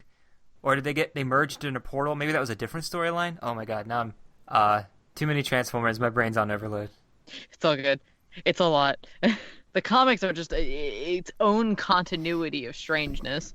Like the episode where it's just a human who has Megatron as a gun, and Megatron can't transform, so the human just uses him to rob banks. And that's an entire episode when you thought you were going to read about giant robot action. But, sometimes you need to have some bad stories so you can appreciate the good ones.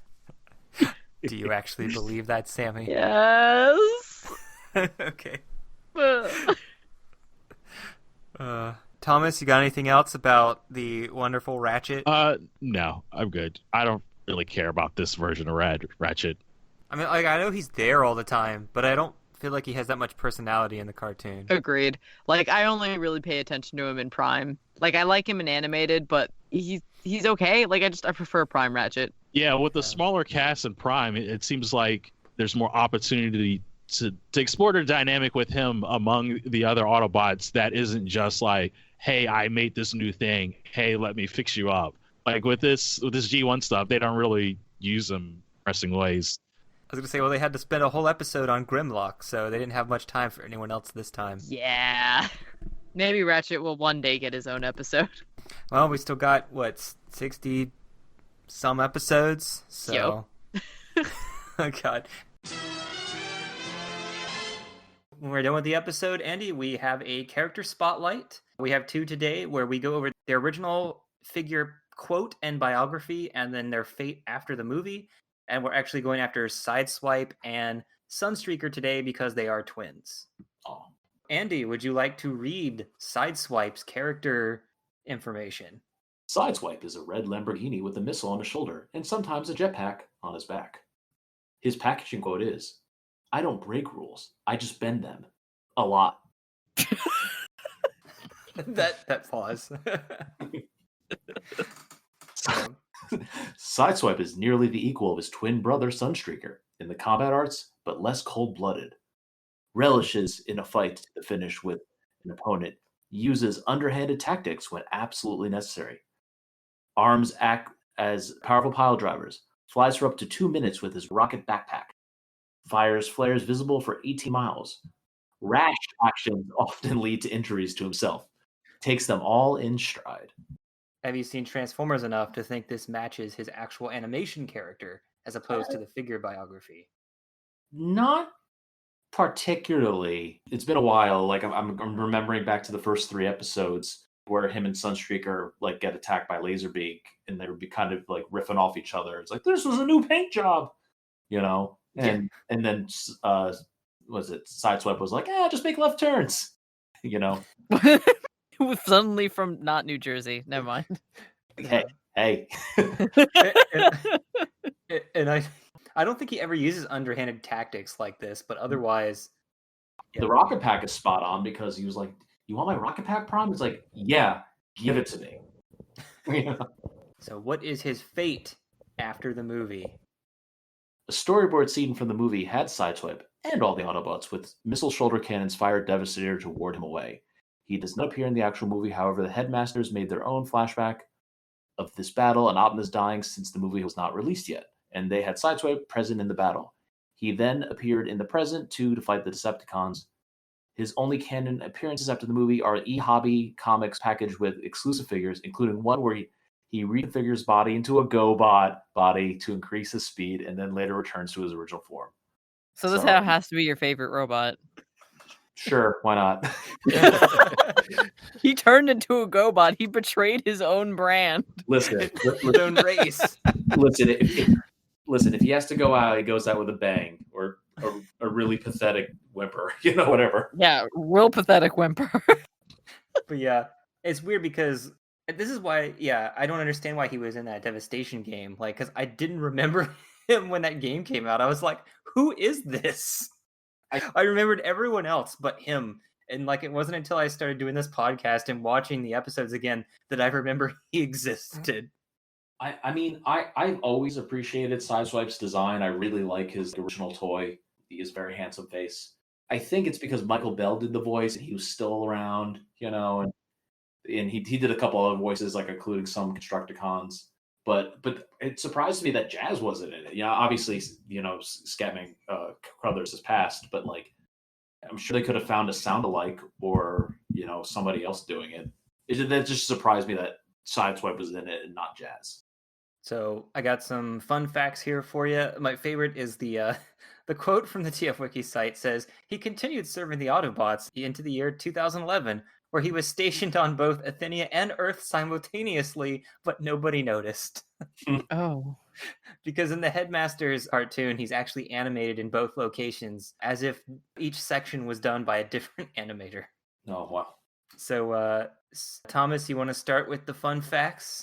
No one knew how to draw Sideswipe's arms in the cartoon. It was either 1, jack piston hands, 2, flat piston hands, 3, 2 piston hands, or 4, drill hands, or 5, holding an actual drill in his hands. Oh my god. This inconsistency is because Sideswipe never had a model sheet for the animator's reference. That's funny. That is funny. In Japan, his name is Lambor, either because he's a Lamborghini or because Lambor is a pun for reckless, violent, or rough. His original figure came with a rocket launcher you could mount on his shoulder that would shoot a small projectile. In Cantonese, his name is Swipe. In Russia and the Ukraine, his name is Apricot and Krutabi. I love the name Apricot. Yeah. Those translate to uppercut and tough puncher. Tough puncher. Ooh. Yeah, all these names for the Sunstreaker and Sideswipe are hilarious, what they are in other countries. In Hungary, his name translates as striker. Italian translates as arrow. In China, his name translates into horizontal cannon. I feel like that should be the name for Megatron. Yeah. In France and Canada, his name essentially translates as bro. Bro? Yeah, I like the Brobot. Yeah. Sammy, you want to read the rest? In the toy line with official car brands, Alternator's Sideswipe is a Dodge Viper. His body was originally for Trax, but because Chevrolet eventually allowed them to use their designs, he was changed to Sideswipe very later on, even though many features resemble Trax's original figures. Ho ho. Sideswipe was changed from 1 word to 2, and then later back to 1 word. This is because in the 90s, another toy company held the rights to single word Sideswipe, but despite this, Hasbro still released the Generation 2 figure with the single word anyway. In 2003 to 2007, his name split between both depending on the figure, and in 2008, Hasbro finally refilled for the Sideswipe name and obtained it, and Sideswipe became a single word character again. Then, in 2012, Hasbro filed a double word Sideswipe just because. And I couldn't find if they actually obtained the copyright for that. I only found out that they filed for it, not that they actually obtained it. It's also just a mess. Like, Yeah, I know. for a space. Oh yeah, I wanted you guys to look up Q Transformers, Sideswipe, and Jazz because they actually, the same company that makes the little boxy Rodimus that we have, because those actually looked kind of cool. I'm looking it up now. Just not Sunstreaker. Oh, He yeah. looks pretty terrible. Yeah, they're okay. Jazz definitely looks better of the two. Yeah, and it's weird how my interest in Transformers figures is mainly just the smaller ones, not like the big ones that everybody usually wants, unless it's Cyclonus, maybe. The small ones are cute too. I Mhm. think I have So- Trax in this one. This version. Of Yeah, I course, have you the do. Rodimus, and we've seen a few others that look awful and look good throughout the episode. This is Jazz figure. Why does he have a weird smile on his face? That's funny. What do you guys think of Sideswipe, the rest of you? Does he actually stand out in the series? No. Thomas? No. I think the only reason I remember him is because he's Sunstreaker's twin brother, because Sunstreaker at least has a, though awful, personality quirk that lets you remember him. He also has like an entire episode to himself too. I think in season 2. And our spotlight is Skyfire / Jetfire. Can I please read the things? Yes, you can read it. All right.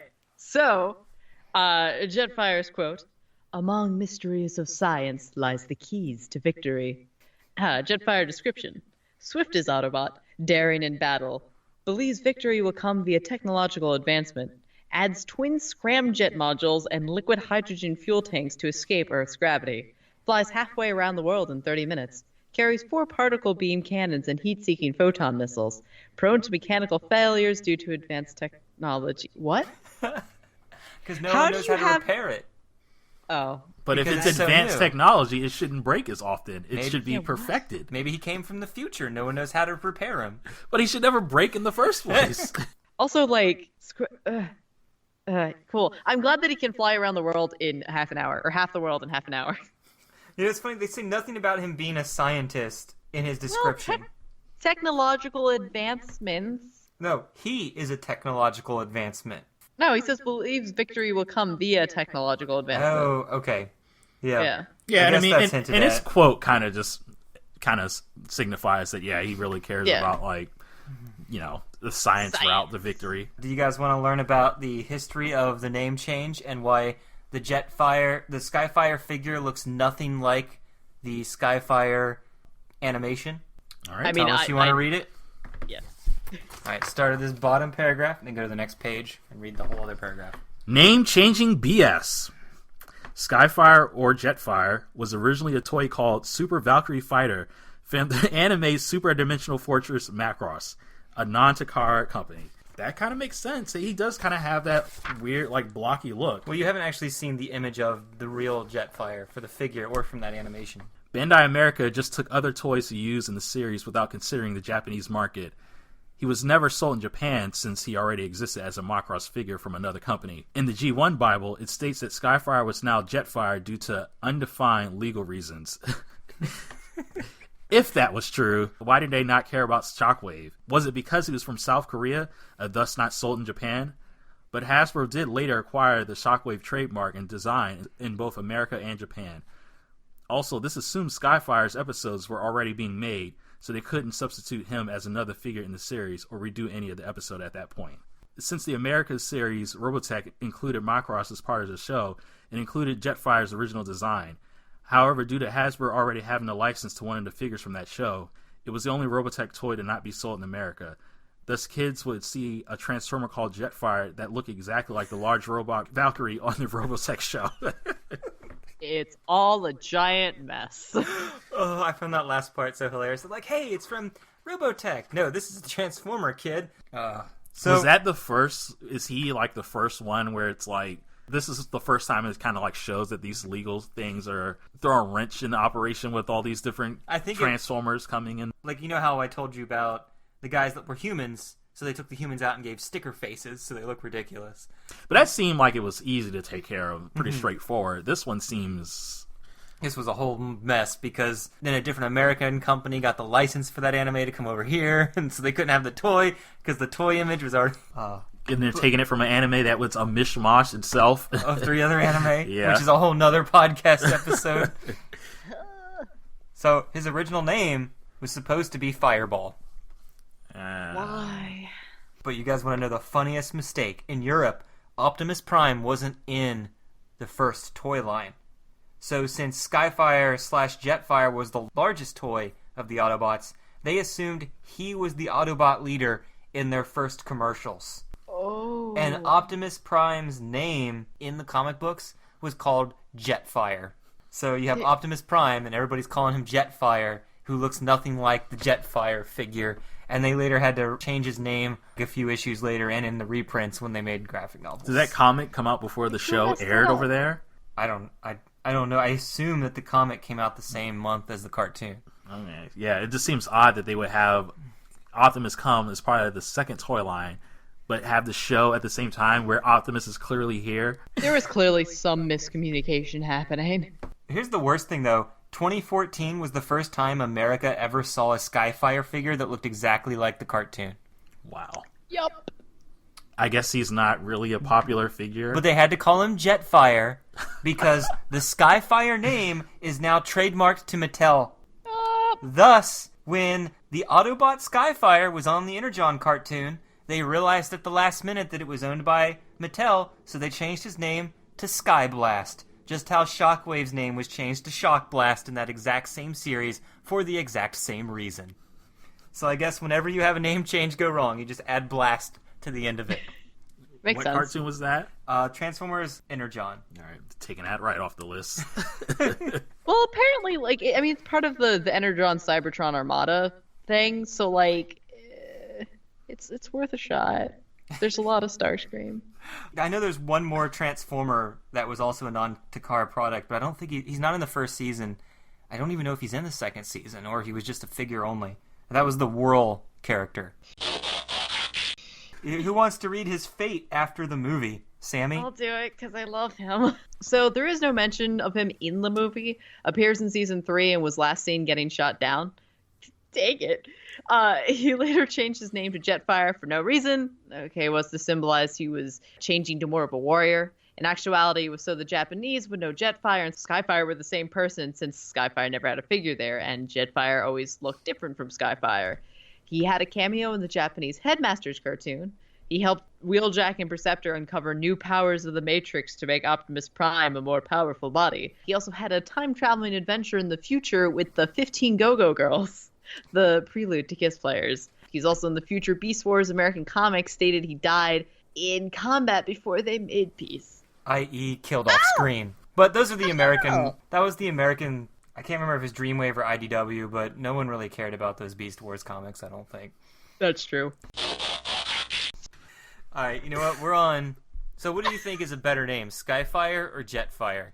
I thought you were going I to ask thought me we were Dive signing Dive. I was going to say Dive Dive. I know. I thought Skyfire is a good name. I like Skyfire better. Skyfire is what I call him forever. I usually don't call him Jetfire. Like, Skyfire is where it's at.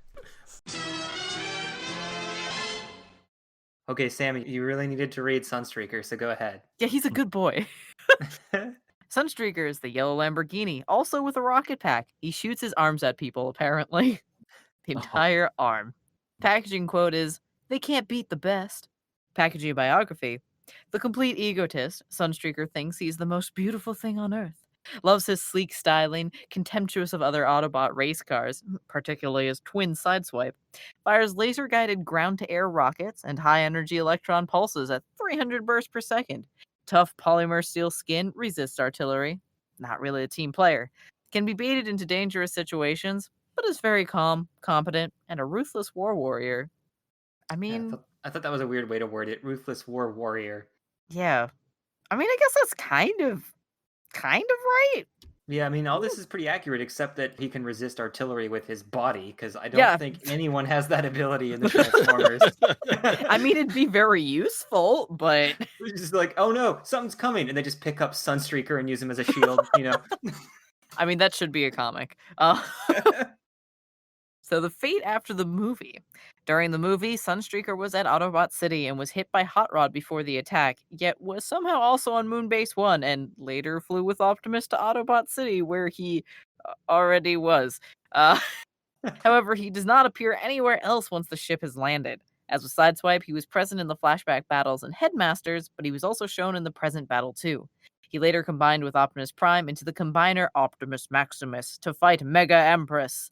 He then traveled to Hawaii for some beach fun. Not much else afterward either. I mean, look, once you go to Hawaii, you're retired. You're done. You're done saving humans. Like, he's just out to relax. He doesn't do too much either. The last 3 we've gone over have not had these really long, lengthy backstories, except for that combiner part. So, Andy, do you want to read some Sunstreaker's fun facts? No, they're sun facts now. Fun in the sun facts. Sunstreaker Sun Facts. Full of vitamin D, and in the original Bible, his name was supposed to be Spinout. In France, this translates to Solo. Hebrew, Hungary, and Portuguese translates to Sun Scanner, Sunflasher, and Sunbeam. Russian and Ukrainian translates to Twinkler and Ray. Italian translates to Lynx. I love Twinkler. I love how the last one has nothing to do with anything else. He's a cat. It might be due to his ears. I don't know. The Lynx have that kind of thing going on. That's kind of stretching, but I guess it's a stretch. Anyways, the original Diaclone Sideswipe toy in Japan was not red, but yellow, red or police version. His brother Sunstreak was also only red or police. Sunstreaker was colored yellow for the American cartoon and American toys. Well, America does like yellow. Yeah. Bumblebee. I guess he is the second all-yellow vehicle. Sunstreaker's original toy shot hands as projectiles. Sunstreaker is considered one of the hardest toys to find, complete and unbroken, and Hasbro states the original model is either lost or too destroyed, so he does not look the same in the Classics line. That might be an error. I don't know if he was actually released in the Classics line. I forgot to leave a note to myself to research that. I don't think he was. Are we talking about like the re-release toys, or are we talking? Yeah, like there was where they re-released him to look exactly like the old ones. I have Rodimus in that set, except for like using lead paint. I mean, they all look exactly like the same, except for like they use the same molds. But I know some of the molds were lost or destroyed, and they couldn't actually do that for a lot of them. Oh, I know they did Sideswipe. A buddy of mine had him, but yeah, Sunstreaker was one of those like Diaclone toys that was never re-released. Thomas, this quote is for you. Read the next one. A Masterpiece 2017 figure of Sunstreaker comes with an alien head, which is a disguise he used in one of the cartoon episodes, and also comes with everyone's favorite human chip. What?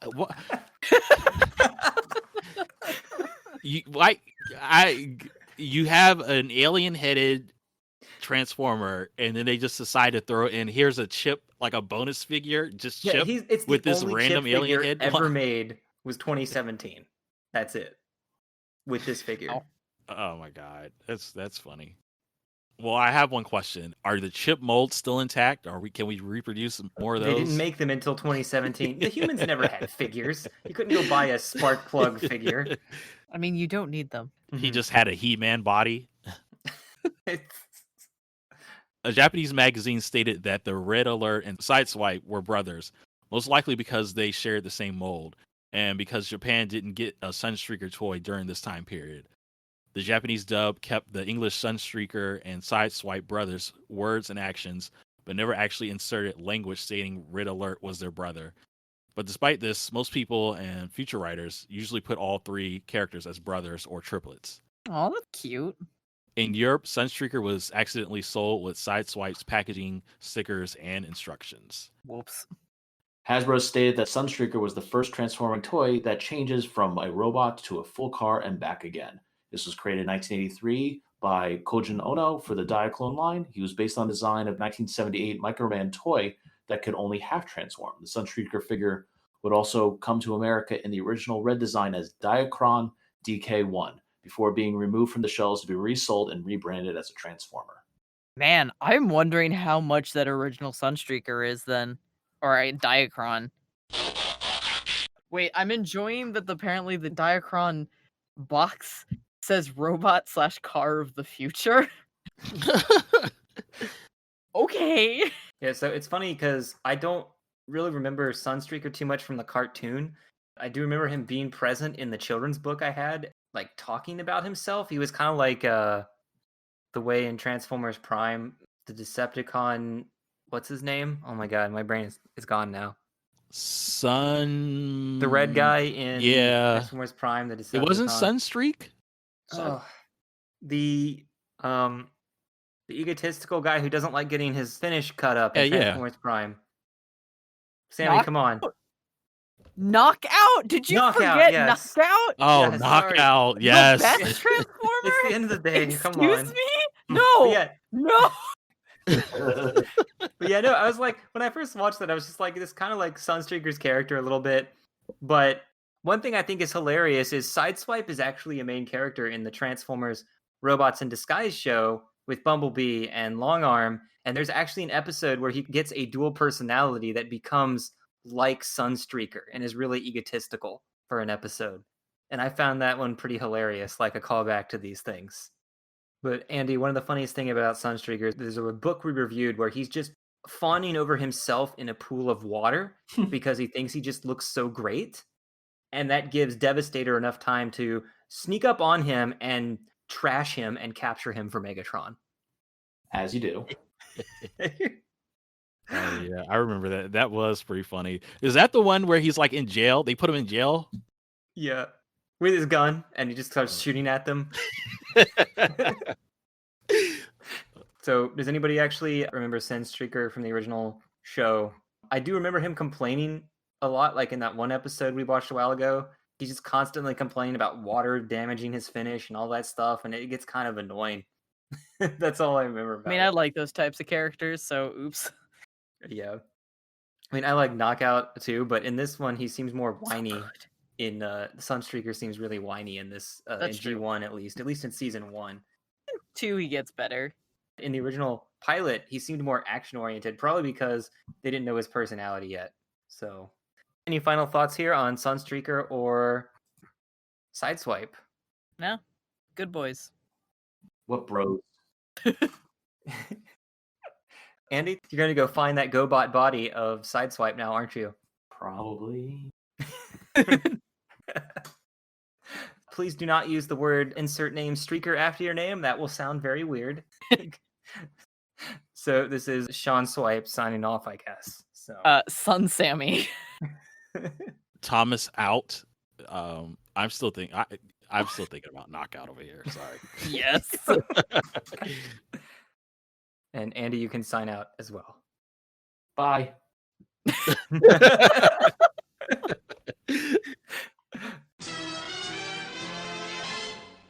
Character Spotlight.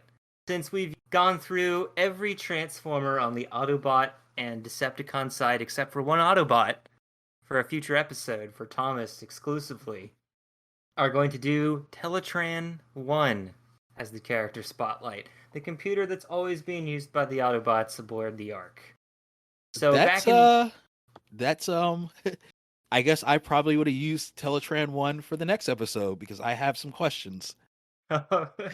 When did Teltran 1 get a name? Oh, Like, when did we start calling him that? they do that since the very first episode, I think. Oh, okay. I didn't notice. For some reason, it just stood out to me in these episodes. He has no quote or description because he has no action figure from the 80s. But basically, Teltran 1 is the non-sentient computer on board the Ark which monitors all known Earth television, radio waves, and telephone lines for evidence of Decepticon activity. Why the Autobots need to even go on patrol because of him is a mystery. Basically, in the beginning of the three-parter, Teltran 1 was damaged, couldn't discern friend from foe, so when the Ark reawakened along with the Teltran 1 computer, it repaired all Autobots and Decepticons equally. Does anyone want to read the fate of Teltran 1 after the movie? All right. Teltran 1's fate after the movie.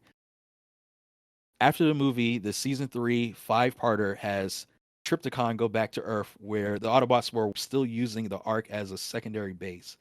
Trypticon destroys the Ark, the entire volcano, and Teltran 1. Wow. In Hitmasters, Teltran 1 was either rebuilt from that explosion or a new computer was created based on the original Teltran 1 design and is used on the Autobot base on planet Athenia. Since it was only mentioned once in the entire series, it's possible this was a writer's error. That's wild. Yeah, I'm pretty sure that Teltran 1 is dead. Because if it's only mentioned once throughout a whole series, I don't really buy that being Teltran 1. Though Teltran 2 is in an Autobot city, it is assumed to be a separate program. Teltran 2 is used in season 3. It was originally voiced by Casey Kasem, and he had already recorded lines for it. When he left the show, when he left the show, and the lines were re-recorded by somebody else. Because he left the show because of the really racist episode that was coming up that he disagreed with. So, I guess Teltran 2, well, I guess that answers the original question that Teltran 1 was dead, and it probably was a writer's error. Since I guess apparently there is a Teltran 2. Do they? Yeah, because that's used. Do they in call it 3. Teltran 2? Like, are there lines voiced? Yeah, they call it Teltran 2 when they in Autobot City when they're on Earth. Because I know in season 3 they're on Cybertron a lot, but Teltran 2 is used on Autobot City. But now I got something. Charlie, do you want to try to read the next 2 paragraphs without cringing? Oh, sure. Yeah, I've fallen ill. I'm not going to be able to make it through myself. Okay. Okay. All right. Before the movie, i.e. KISS players, there was a Teltran 10 and a Teltran 15, both of which were in humanoid robot bodies of girls. Oh, great. Of course, that kept in contact with Teltron 1 to be living extensions of Teltron 1. What their tasks are is not really clear. Strangely, Teltron 10 exists to repair other Teltrans and is always angry. And Teltran 15 was created to monitor a satellite computer, even though she is one and is shy and clumsy. Oh, even though she is one, she is a satellite computer. Is that what it's saying? I don't know. It said that she monitors the computers and the satellite computers. I was like, well, why? Can't you just have Teltran 1 auto do that? Like, or is Teltran 1 out of memory? So that's why you created this Teltran 15? He scanned all the TV and radio waves and ran out of space. And then ran out of space, so then they had to make another one for satellites. They had to make these daughter boards, like daughter computer banks extensions. Yeah. Humanoid robot bodies of girls. Yeah. Lovely. Wow. Kiss players, oh god. Oh, the next one is just the lore, so it's not any more Kiss players, if you want to read that. I see one more Kiss players at the bottom. I don't know what that's going to be. Oh, okay. Well, but yeah, it's okay. It's nothing bad. Let's see. The original script of the series listed Teltran 1 as a female computer. It seems not everyone got the changes, because in the Transformers comic, the face on the computer screen is a golden female face with green eyes. It's called the Art Computer, though it is called Auntie once by accident. Which is the original name the computer was to be called until it was decided to call the computer name the same as the ship. Yeah, and like and it doesn't make sense because I actually thought they called it Auntie in the comics because I read Regeneration, which was 20 issues 5 to 10 years ago. They made a sequel to the original Marvel comics, and they actually called the computer Auntie. So I thought that was what they had called it in the past, but no, I look it up and they only called it that once, but decided to use it as canon. And I'm just like, sure, okay. Call it Auntie. Ugh. Well, I guess it's very Japanese, right? If there's a hot older woman who's like, your computer, and she's your auntie, I guess. What's funny is in the Kiss Players book, there's an extra sketch of a glowing female head, which looks like it was an unused idea of making Teltran 1 have its own humanoid form to interact with the other Teltran girls. But yeah, what's weird is there is a paper figure of Teltran 1 in a playset. It came into existence in 2014. It's a paper playset included with Dinobots 4-pack. And the first Teltran 1 action figure came out this year, the year 2021. And it's called the Autobot arc. And it's basically the entire arc of the Transformers, and it can transform into a large Transformer robot, and it can also transform into a large supercomputer that is Teltran 1. And it comes with both golden discs from the Beast Wars storylines, the Sky Spy drone used in early Season 1 episodes, and also comes with like fire attachments for his guns and a mini Optimus Prime to ride inside of him. Okay, that's a lot of different features. It's actually pretty fun looking. It's not so bad. It seems like it's missing a key feature. Is there some kind of like battle damage or sections that just blow up? Because that's something that always happens to Teltran 1. That thing is always getting shot up. Yeah, or Optimus punches it like he does in the next episode. just punch the console and Well, think of Batman's computer system too. That thing takes a lot of damage. Yep. And now the Alfred spraying gas on it, or and the figure makes sense too, because now that I've seen the Netflix series, but I'll try not to make any more spoilers if you haven't seen it yet, Thomas. Nope. Thomas, you want to continue the second spotlight for Trailbreaker? All right, Trailbreaker. He is black. Is that why you want to eat this, Sean? So what? Why did you stop there? Like I did that off. He doesn't I actually. saw that. I looked ahead. And I was like, I'm gonna make this awkward.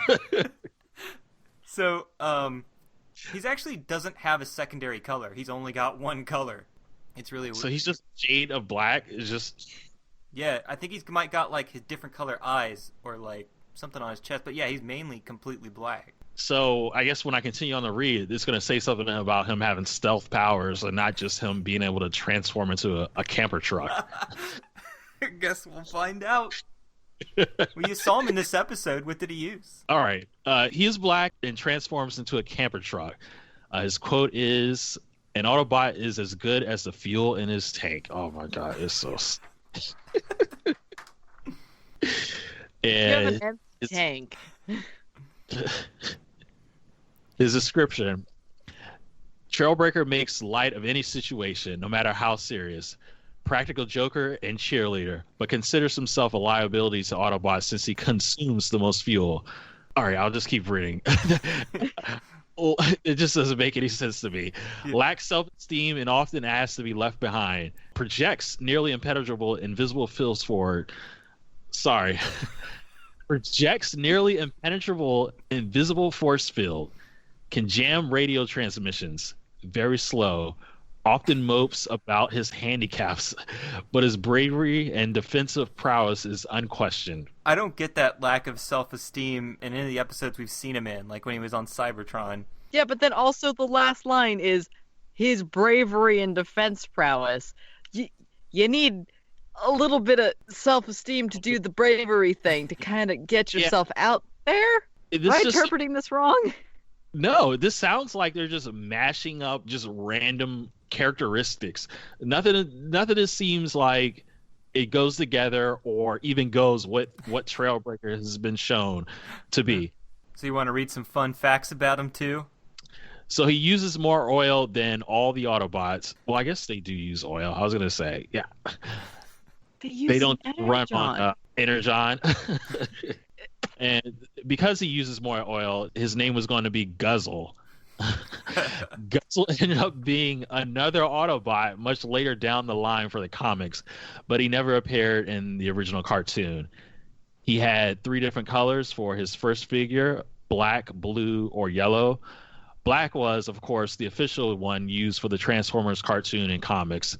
The blue version was sold in the U.S. as Diacron DK3 in 1983 before he was engulfed into the Transformers brand. He had 6 failed attempts at a figure for him that were either turned into another Autobot, despite one looking kind of like him, or canceled altogether. That's hysterical.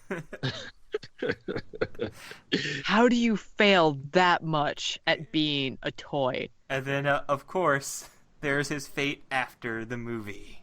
Somehow, he managed to pull together enough fuel to survive the movie, only to succumb to the cosmic rust.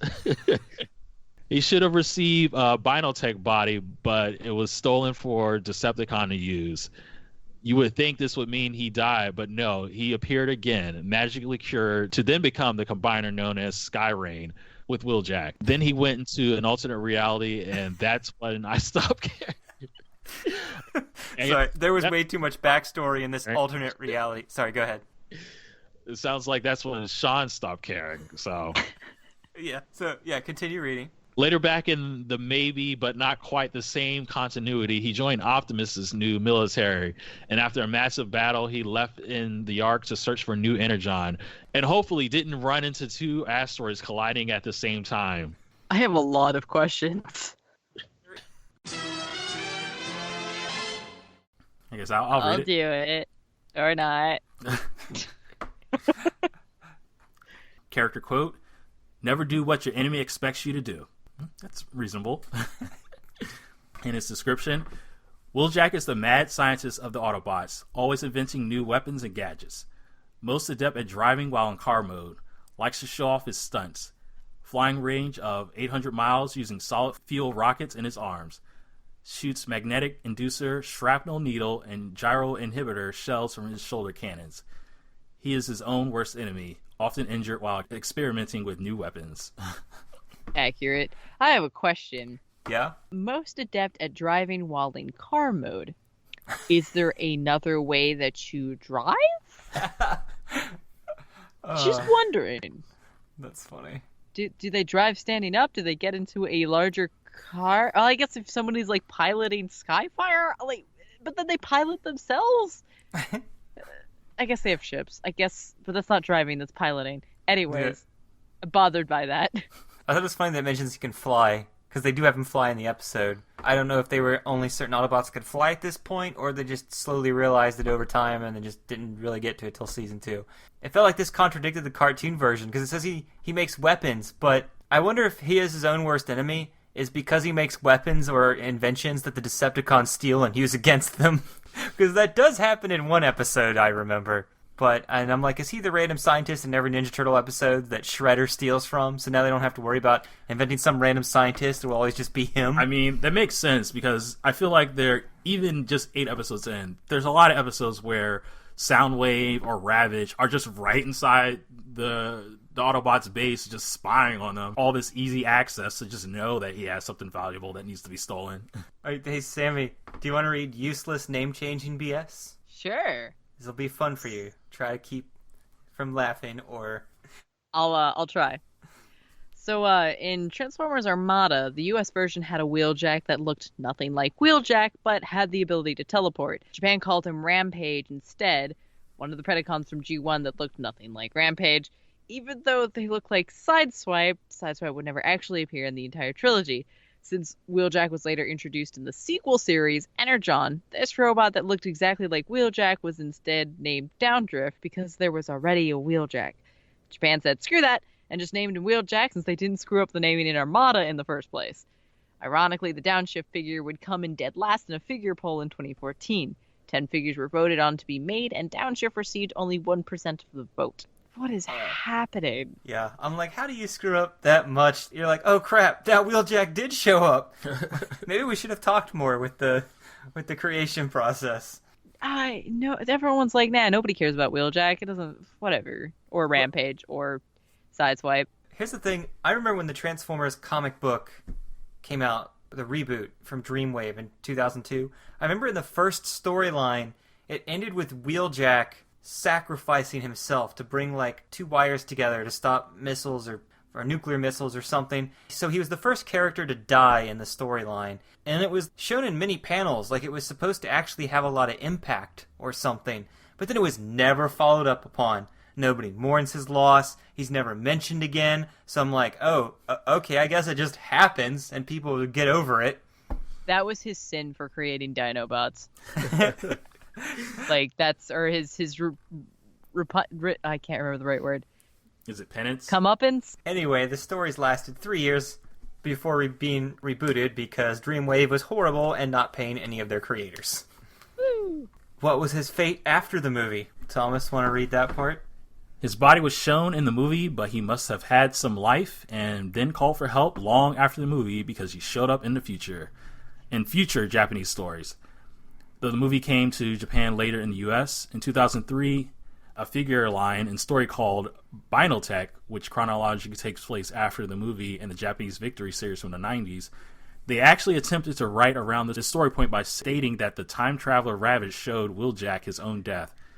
Ravage's plan was to help the Decepticons win future battles by making the Autobots win past battles so that during the battle against Unicron, only Autobots would mostly die, so that more Decepticons would survive after the movie to win future victories. But after the actual movie, Wheeljack survived to prevent his death and gain combiner powers to form Skyrain. He could then appear non-contradictory in the Japanese Victory cartoon, the 3rd Japanese animated series, where he was called in for his expert skills needed to repair God Jinrai, the main character from the 2nd Japanese animated series. In Star Saber, the main character of Victory, he appeared in multiple Japanese manga and American comics taking place after the movie. He was last seen making black versions of Optimus Prime as a drone army against the Decepticons. Why is Wheeljack so complicated? I like how they're like, how did he show up when he's dead? And the Japanese are just like, well, I have a manga idea for that. That was a trip. Yeah, because I've seen the ones where he shows up in, and it's just, nothing happened, but somehow we're supposed to believe that in the middle, all this other crazy shit happened. All this stuff happened, and then he just went back to his normal body and non-powerless again after all that, because he got, bored or didn't like it. I don't know. But yeah, so what do you guys think of Wheeljack? Do you guys like him in the series? He's okay. I don't like... I'm indifferent. Mm-hmm. Yeah, I was just gonna say just right now he's just whatever to me. It's just I thought it was funny when they brought out the Transformers Devastation video game that came out, and Wheeljack was one of the 5 playable characters. Because why? And I was like, that's odd. Yeah, because their options were obviously Bumblebee, Grimlock, and Optimus Prime, but then it was also Sideswipe and Wheeljack. Wheeljack I can understand because he does have fans, but Sideswipe, I'm like, why? That whole cast, I wish they did more characters that you could play as. Yeah, the cast selection on both sides, I think, is kind of subpar. There's only one side. Well, I just mean the villains that they have available. Oh, okay, yeah. Oh. On to our character spotlight. You guys want to each grab a character? We're doing 2 this episode. Ho-ho. Yeah, I'll do Windcharger.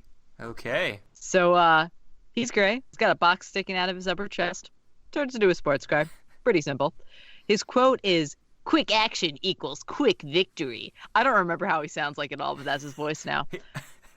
He never even really talks hardly at all in the whole series. Cool, he'll just sound like this then. So Windcharger is the fastest Autobot over short distances, because clearly he can't be faster than Blur. He's good in situations requiring fast, decisive action. Enthusiastic, but impatient. Short attention span. Casts powerful magnetic fields which can attract or repel large metal objects. Smashes them at closer distances.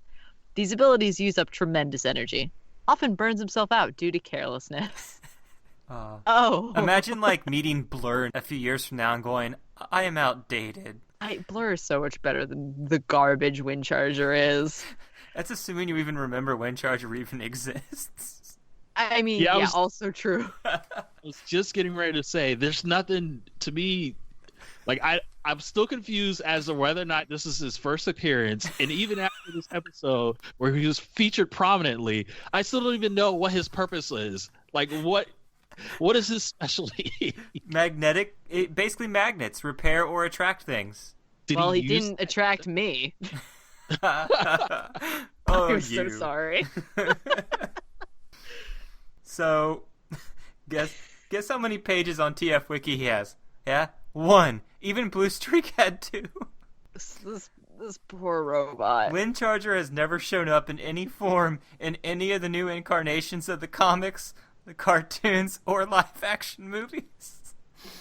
Unless you count a mini-con from Transformers Energon that was also called Windcharger, but it might have just been a coincidence because everybody already forgot about him. You mean to tell me his special power of being able to change his body color at will didn't make him stand out? He's not a fan favorite.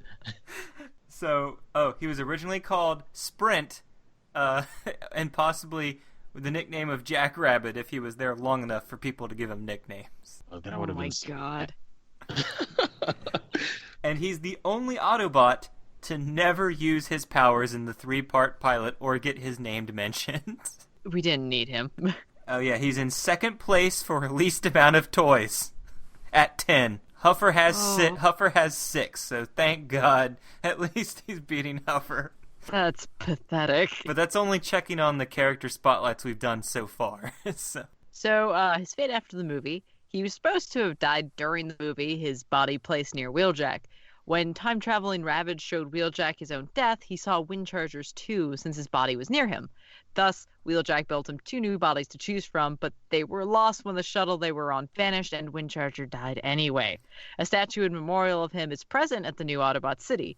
Ironically, a new toy that was supposed to be Windcharger during the Alternators line was later changed to Wheeljack, and they designed a new Wheeljack head specially for it. In the original movie script, he survived the initial Autobot City battle, but an earlier scene had Galvatron return to Autobot City before going to kill Starscream, and Cyclonus ripped Windcharger to pieces by flying through him.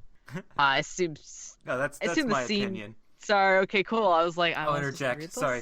I assumed this scene was to show how powerful these new Decepticons were, but then they decided they didn't need it, since having them just kill Starscream in one shot was supposed to show how powerful they all were. Could have just had, like, the Autobots die and then keep Starscream alive. We could have done that. Oh, but get this. We would have missed Gears getting blown to pieces by Scourge in that scene.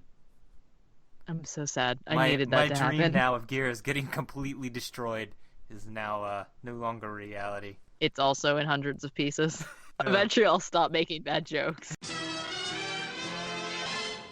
Did they bring over the Japanese Transformer Tanuki clock thing? I've got that figure. His Saki turns into a gun. Oh my god. But I thought he was a clock. Good. Yeah, I think he can temporary freeze time for 30 seconds. He's got the same powers as Alita 1 from the original series. Wow. It took me a second to decipher it. You said Alita 1 and not Leader 1. I'm dropping more hints about that GoBots podcast. I know, I'm sorry. Leader 1 is actually is the name of the minicon that works with Megatron in Transformers Armada. So they stole it from GoBots. They own GoBots and all the names, so it's theirs to do with what they please. They're trying to erase Leader 1? Trying to write him out of existence with this other nobody? They made him a minicon? What? Yeah, a minicon. That's disrespectful. Murder him. Murder all of the GoBots. Stupid Gobertron. Anyways, it's not part of the podcast. Gobertron. Is that the name of their planet? Planet Gobertron, yes. Gobertron. Oh god, I think we could just come up with a better name here in a few seconds. No, Gobertron is great. It is so good. No! What's wrong with just having names that get straight to the point? So we're going to come up with really bad names to sign off on that match GoBots instead of Transformers this episode. So instead, I'm Human Sean, like the way Helicopter, whatever his name is, and the GoBots is. I want to be Psy Sammy. I'm co-host Thomas. What did you say? Psy Sammy? Yeah, so Psy Kill or Sammy Kill sounds too... Yeah, Psy Sammy. Psy Sammy. Okay, when you say Psy Sammy, it sounds like because of the size, because those are your weapons. You can just be Sammy to be like Dive. No!